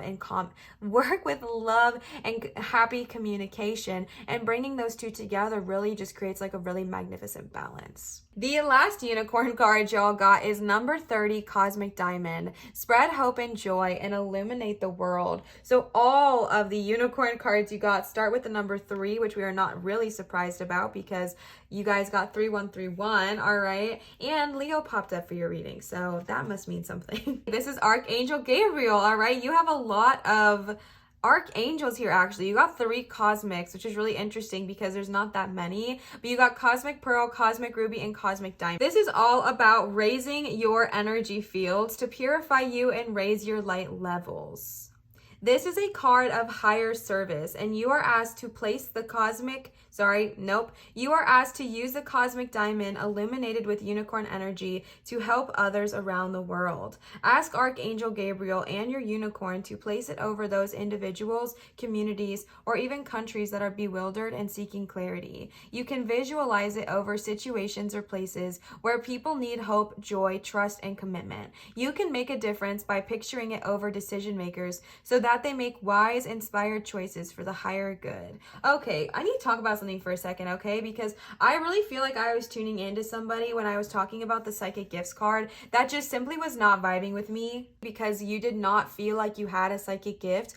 Well, I really feel like you do, okay? And again, if the word psychic is something that's just throwing you off or placing these expectations, switch it up, okay? But I really feel like if you were someone who was like, Liv, you keep saying I have all these psychic gifts, but I don't really know, I don't see anything.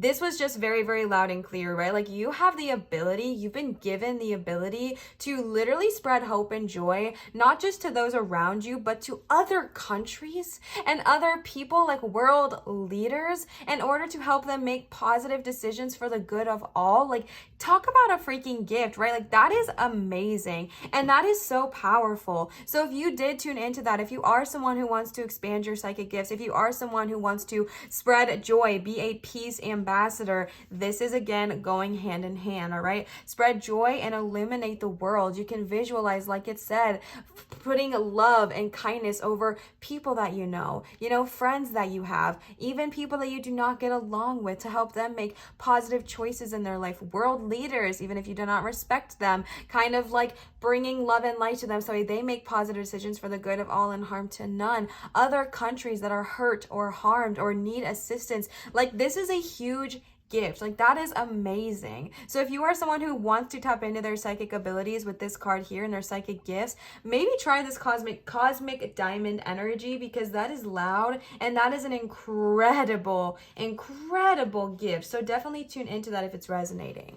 All right, the next cards I am using for you are the Divine Animals Oracles, Divine Animals Oracle cards from Nanda. Nanda, thank you so much for these gorgeous cards. Again, these are spirit animals. So if you would like to work with a spirit guide or a spirit animal, these are some that are reaching out to you, and you got the most of, I think, anyone else here today. So let's go ahead and see what they have to say. The first card you got, oh, hey, this is the cover of the deck, and I always think that that's so cool, or the cover of the book. Okay, you got Snow Leopard, the Watcher, number 15, which I believe combines to make the number 6. I don't think that shrinks, but y'all will let me know in the comments down below. But you got number 15, Snow Leopard, the Watcher. Take the high road. Do not sink to the level of low vibration. Observe the situation closely before acting. Being silent is an option. Ethics is the number one concern. It is best to not continually draw attention to yourself just for the sake of filling up your ego. A little mystery is a good thing, okay? Also, a snow leopard might be an animal guide that would like to help you, okay? Take the high road. I don't know. This is so interesting. Like, I really feel like I'm tuning into somebody who is so gifted, who has all of this potential and all of these possibilities, but for some reason has just not been tuning in, has not been tapping into like the full potential that you really have. And I want to know why. Like, what is going on, bestie? Like, what does this stem from, right? Because this is all about like taking the high road. We don't have to do things just to stoop to, our own ego's comfort, right? And whether that is, I don't know. I just think it's really interesting because I was talking all about with Cosmic Ruby, like jealousy and that energy of sometimes if I'm not feeling confident enough in my own self, I place that onto others, which is not a good thing, but it's something I'm working on. Y'all know I'm like very vulnerable and open with you. So that's something I'm working on, right? So maybe there's a similar energy tapping in here because I don't know why I was called to talk about that. It did not necessarily it did not necessarily need to be said with what I was speaking about. So I think that that's really interesting. interesting because to me, this goes hand in hand, right? Like to me, this goes very similarly, very hand in hand of taking the high road. If your ego is starting to get insecure, focus on your sacral chakra and kind of call Uriel in and be like, okay, hold up, help me with this, all right? I don't want to go there. I don't want to go to that place because I know that me acting out of my ego in that way is not benefiting me or anybody else. Also, you can call your snow leopard in to kind of help you take the higher ground, to help you take the position of the watcher, the observer, right? Like we don't always have to act or jump or say something. Sometimes it's okay to kind of like sit back and listen, which is not always the easiest thing to do, but sometimes it is very beneficial. The next card you got is number 23, News Raven. You also got number 32 here, which both equal 5. So that might be a lucky number for you as well. So if you start seeing, like, first of all, because we did talk about like inviting our guides in, if you start seeing ravens everywhere, bestie, tune in and tap in, okay? Ravens are incredibly spiritual animals anyway. Like they have so much mythos. I think that's what it's called. That's what it's called in the book. I think I'm probably pronouncing it wrong, but mythos or myths and history about how spiritual ravens truly are. This one talks about Hugin, I know I'm pronouncing that wrong, and Munin are the two ravens of All-Father Odin. So this is all about keeping your senses about yourself. Again, similar to the Watcher, I feel like there is going to be things coming your way, whether it's news or excitement or new opportunities or new things coming your way. But again, it is all about kind of keeping the higher road and not just believing every single thing that comes your way, but making sure you're following reputable sources, reputable, how do y'all say it? Making sure you're following like good ethical sources and not just the first, person you hear it from. And it also is all about messages and news coming your way. And so to tap back into your angel number really quick, I pulled it back up because I wanted to make sure I was, excuse me, oh my gosh, all the gas, saying it correctly.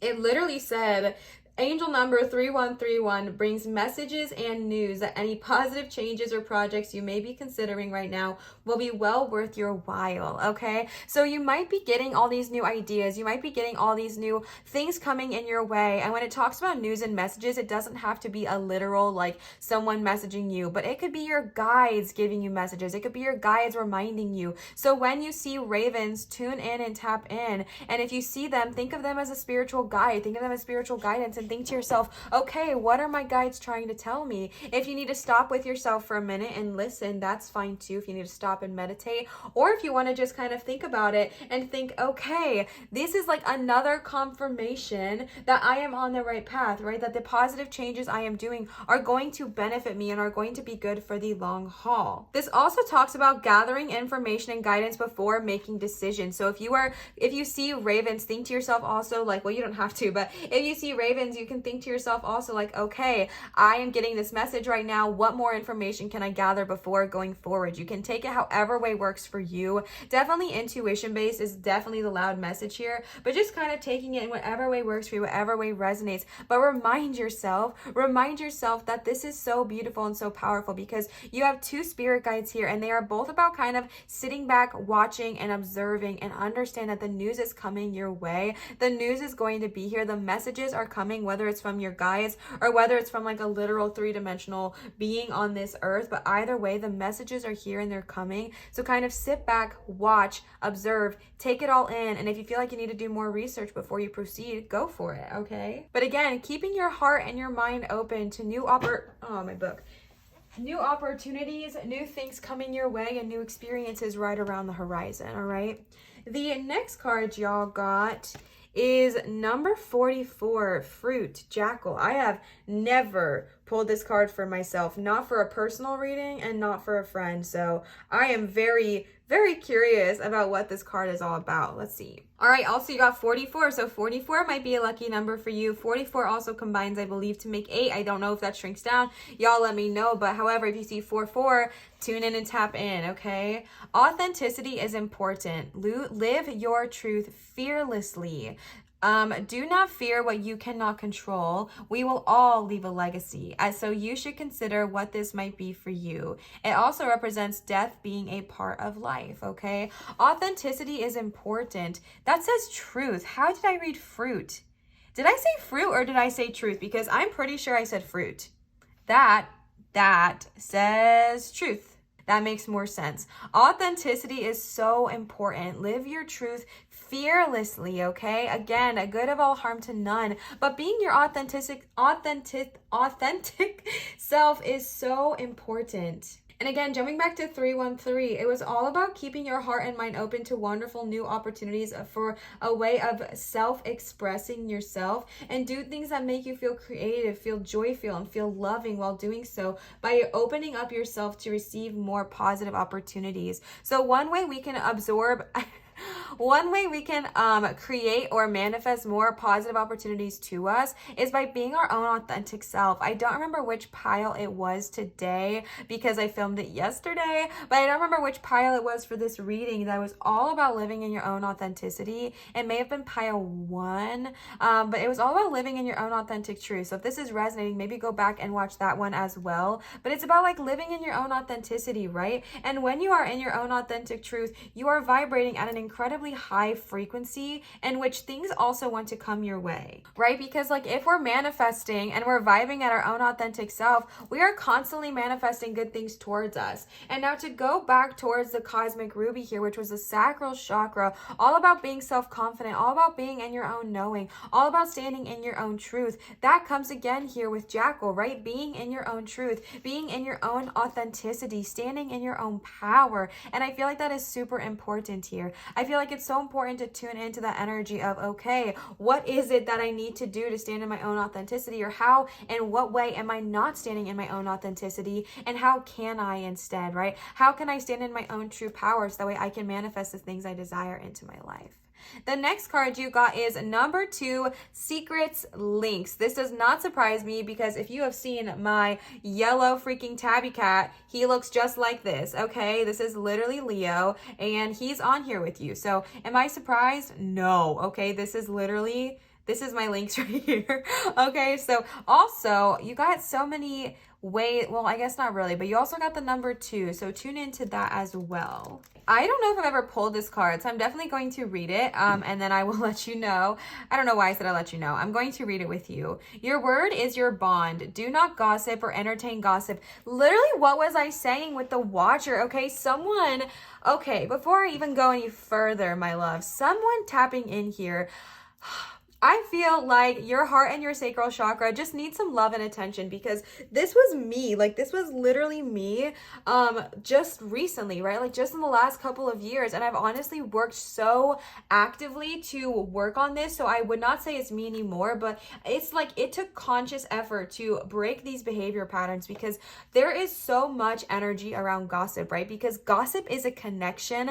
Gossip makes us feel connected to one another. Sorry, that was my chair. Gossip makes us feel close, right? I just read this thread by the holistic psychologist. She's one of my favorite accounts on Instagram. I would definitely recommend following her. She also has a YouTube channel, which I have not checked out, but I'm sure it's wonderful as well. But I honestly, like, she was talking about gossip and how gossip makes us feel connected with one another, right? As toxic as it is, as horrible and harmful as it is to other people, gossiping and finding a common enemy makes the human brain and makes our energy feel connected to one another. So it's very, very easy to start gossiping if you're feeling uncomfortable or if you're feeling insecure. It's one of the easiest things to do is just to talk crap about somebody, right? And that's so sad. Like, that is so heartbreaking that that is our reality, but it's true, right? Like, it's so easy to find a common dislike in somebody, even more so than it is to find a common interest. I really do feel that way with sometimes, like, especially in like a work environment, right? Like, you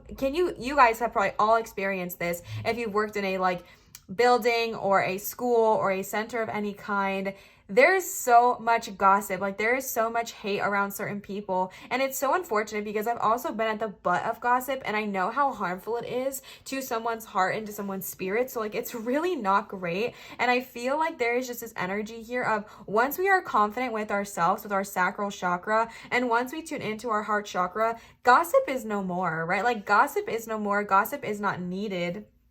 And I feel like the reason y'all tuned into this card is because you were seeking some encouragement maybe on how to break these behavior patterns, if that is you, or maybe this was just a message your guide sneaked in. I don't know, but it's like repeating itself everywhere, so it must be for somebody. But I really feel like it's so important to live your authentic truth and to live your authentic life.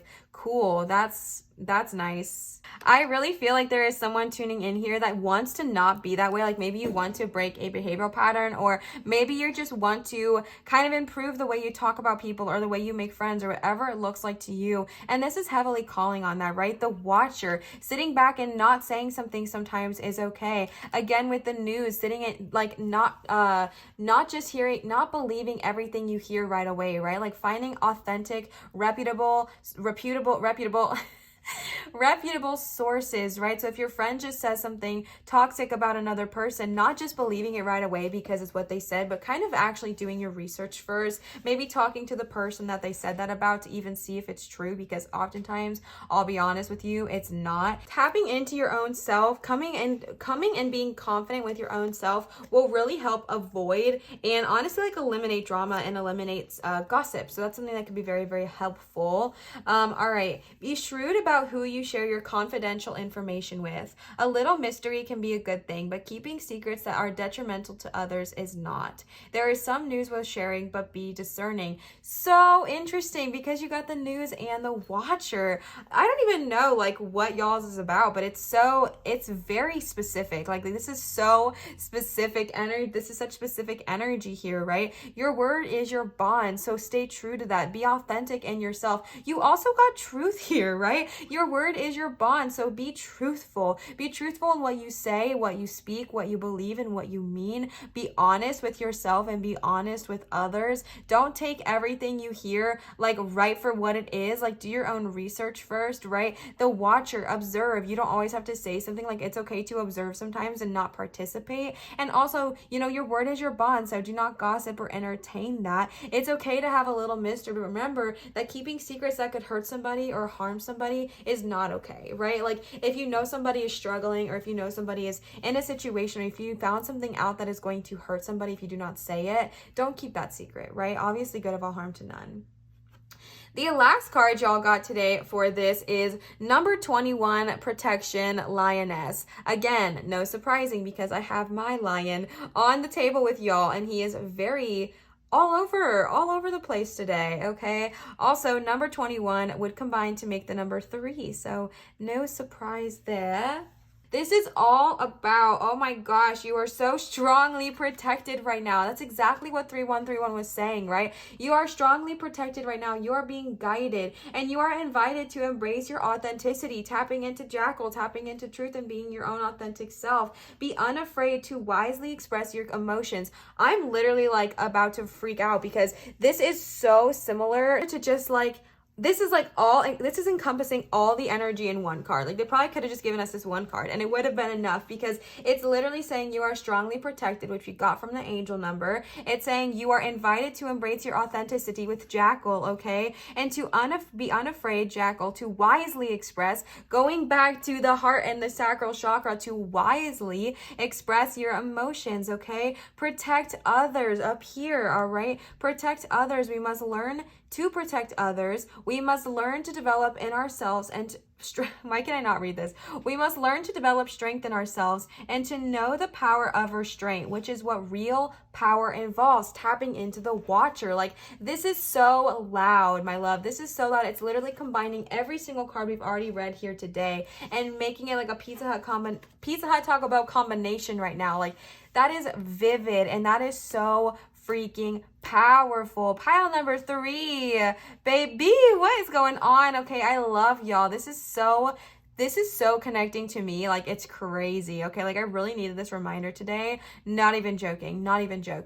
Also, I want to just say like a huge thank you to you guys, because you make me feel so safe. And I know this is like such a random tangent, but y'all make me feel so safe and so open to be vulnerable with you and to like learn things. Like for whatever reason, I chose to pick all 3 decks that I'm not super familiar with, which means I have to read them, which I know can be annoying sometimes because I'm just like reading the book, but you guys give me that space to learn, to grow, to experience, and to explore, which I just like, I'm so grateful for. So thank you guys for being so kind to me and allowing me to express and learn with you, because I think that that's really, really cool. So wow, pile number 3. We're not done yet. or not even close to being done. This is a really long video. Bear with me. That is so powerful. My goodness. Okay. The last cards I pulled for you are these Goddess Guidance Oracle cards, which were actually gifted to me by my sweet cousin. So thank you so much if you are watching. Again, if you would like to work with guides, these are some goddesses these are some goddesses that are interested in working with you if you are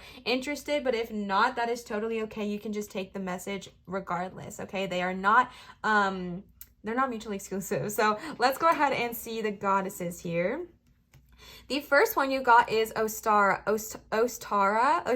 fertility. It is the perfect time for you to start new projects, access new ideas, and give birth to new conditions. I mean, we freaking know it, right? I feel like that is so loud because your angel number was all about this is a great time to birth new projects, to start, birth, but to start new projects, start new ideas, access these new things about yourself. And remember, your angel number said that any good project, like any good idea you have in this time is like divinely guided and protected and is going to be successful. So like there's no better time to do so, you know what I'm saying? And maybe the reason we're addressing all of this other stuff, like the gossip and the observation and not falling into that stuff and being in our own authentic truth, is so that way you can like really thrive in this new business idea or this new career path you're wanting to take or this new venture you're wanting to do for yourself. Whatever it looks like, I do not believe in coincidences.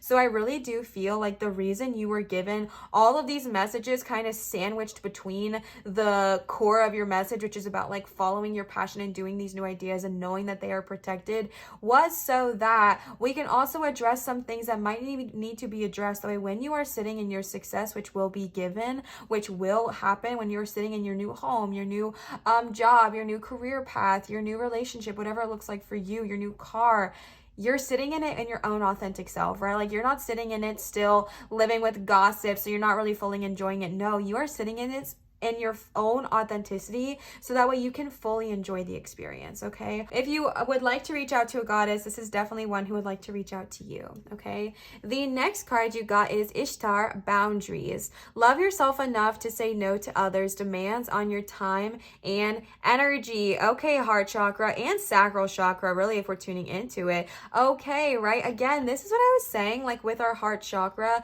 Very quickly, I mentioned this in the beginning of like, sometimes if we're not in tune with our heart chakra, I was kind of talking about like those people pleasers and the energy of just needing to give. And it often stems from a fear of them not loving us or a fear of them judging us if we say no or whatever it looks like. But Ishtar is here to remind you that it is okay to say no. It is okay to say no to gossip. It is okay to say no to people talking bad about other things. It's okay to say no to the very first thing you hear. It is okay to say no to what does not serve you, because that is saying, hey, I love myself enough to stand in my own authenticity and not just fall into whatever everyone else is doing, right? Like that is so much power to say no and to set boundaries, all right? And now I'm going to give two messages here. It is very, very powerful to set boundaries with others. Very powerful and very necessary to set a boundary for other people and be like, okay, you know what? I'm actually busy. Like I can't do this today. Yes, I love you. Yes, I'd like to hang out with you, but I'm busy. So I am going to focus on myself because I have not done that and I really, really need to do that. That is wonderful. Setting boundaries for, meditating, setting boundaries for, personal space, setting boundaries for coworkers, setting boundaries for your parents, whatever it looks like for you.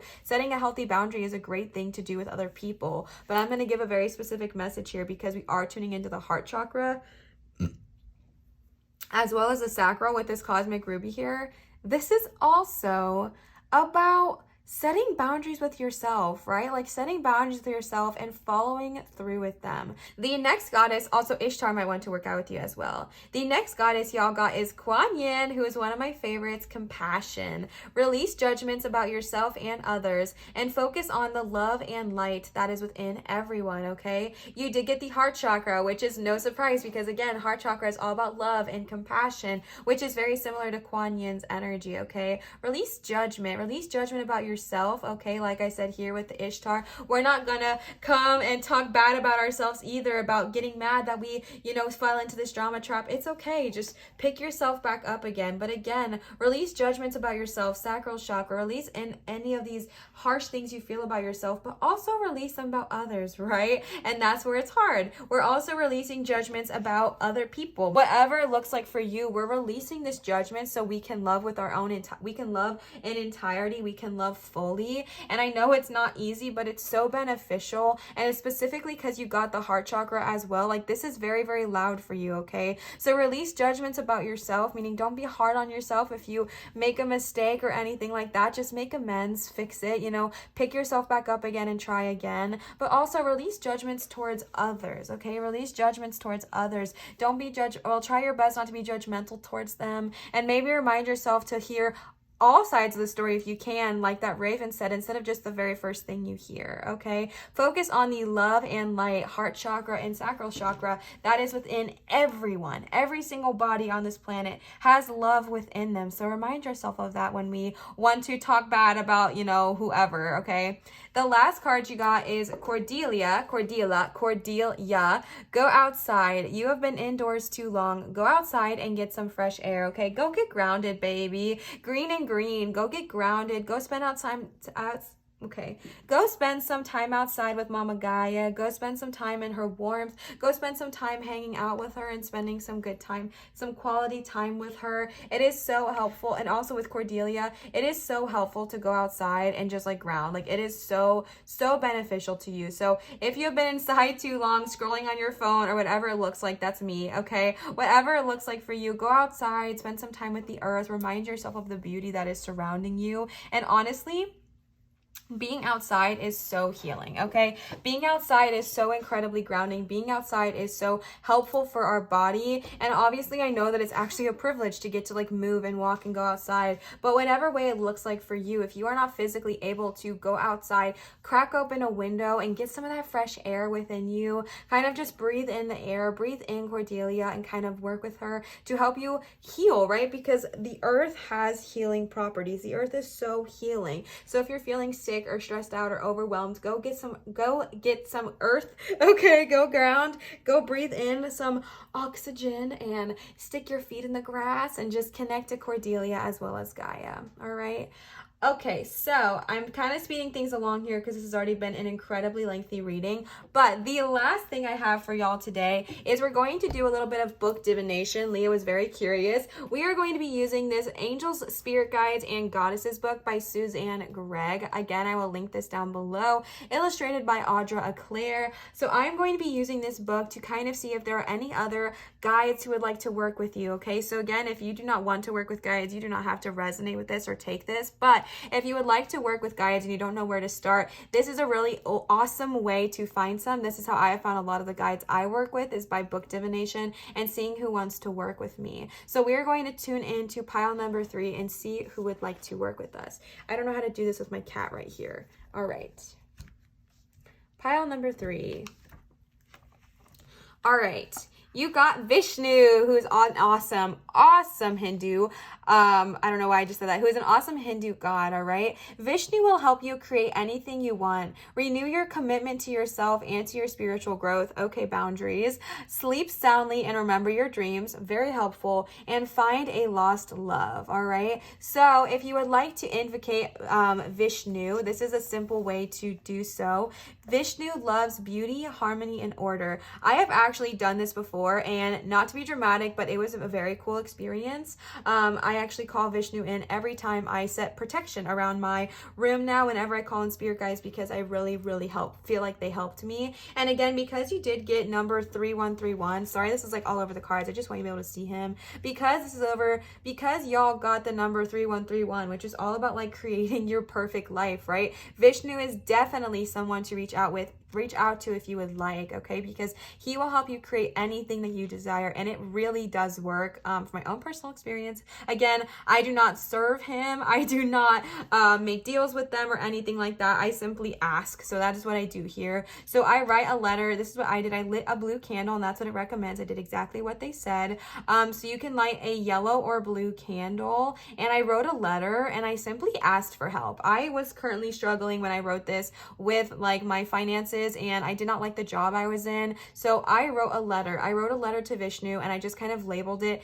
to Vishnu, and I just kind of was like, I need help. Like, I am struggling. I'm going through some stuff. Can you please help me? Can you please guide me? And then afterwards, I went outside and I burned it. I have a burn bowl, so that's what I burned it with, but you can also probably burn it in the candle. Whatever works for you. Just be safe, okay? Be safe with fire. Do not, like, you know, harm yourself or anybody else. But I definitely would recommend, if you don't want to burn it, if you like are having a hard time or you're not in a situation you can burn it, you can bury it in the earth, or whatever it looks like to you. But Vishnu is so helpful, and he really will help you create anything that you desire. And talking about renewing your commitment to yourself and your spiritual growth with that boundary, okay? Setting boundaries, renewing your spiritual commitment to yourself. You deserve greatness, all right? Also, sleeping soundly and remembering your dreams. Remember how I talked about in the very beginning, maybe one of your psychic gifts is remembering your dreams or having vivid ones. So if you feel like you have these dreams but you can't remember them, call on Vishnu and he will help you remember, okay? Pile number 3, thank you so much for your patience and for letting me kind of experience this new way of doing a reading with y'all. I don't know if I'll ever do it again, but it was really fun in the meantime. We tried a bunch of new things today. Angel numbers, chakra, book divination, all good fun. Like, this was a really fun reading, and that's what it's about, right? Like, getting excited about this is so beneficial. So I really hope this resonated. If this did resonate, please feel free to leave a comment down below and let me know. Comments, subscriptions, giving a thumbs up, and interacting on my channel, it really does make a huge difference for me. So if you would like to see my channel grow, that is an easy way to do so. So definitely check it out if you're interested. I want to give another huge shout out to Sasha and Nanda for the gorgeous cards, as well as my cousin. Actually, all of these cards were gifted, which is so freaking cool. So thank you so much to you, all 3 wonderful people, for these amazing cards by Leo. So I wanted to remind you, if you are wanting to gift to either me or the channel, my Venmo and PayPal are going to be linked in my description, or you can find them here on the screen. This is where you can leave me a tip or a donation, which is never, ever required, but is honestly so appreciated. Like, I am so freaking grateful to all of you who have given me tips and donations. So honestly, just thank you so much. Thank you so much. So definitely check that out if you are interested, but no, it is not a requirement or an expectation. And then I wanted to give y'all a last reminder, not a last reminder, I'm going to tell you again, but I wanted to give you the last reminder for today's video that I do accept private tarot readings done via Zoom at www.marinatarot.com. And again, a reminder that from 11/11/2021 to 1/1/2022, all of my 1-hour private tarot readings done via Zoom on my website are going to be 15% off, and using the code SPREADJOY, all capitals, in the coupon code area of my website. So definitely check that out if you are interested. All right, so pile number 3, I hope this resonated. I love y'all so much. I hope this gave you the encouragement that you needed and some guides to reach out to if you are curious, okay? Always remember to show others love, show your light and shine so bright, and I will see you cuties for my next video. Bye!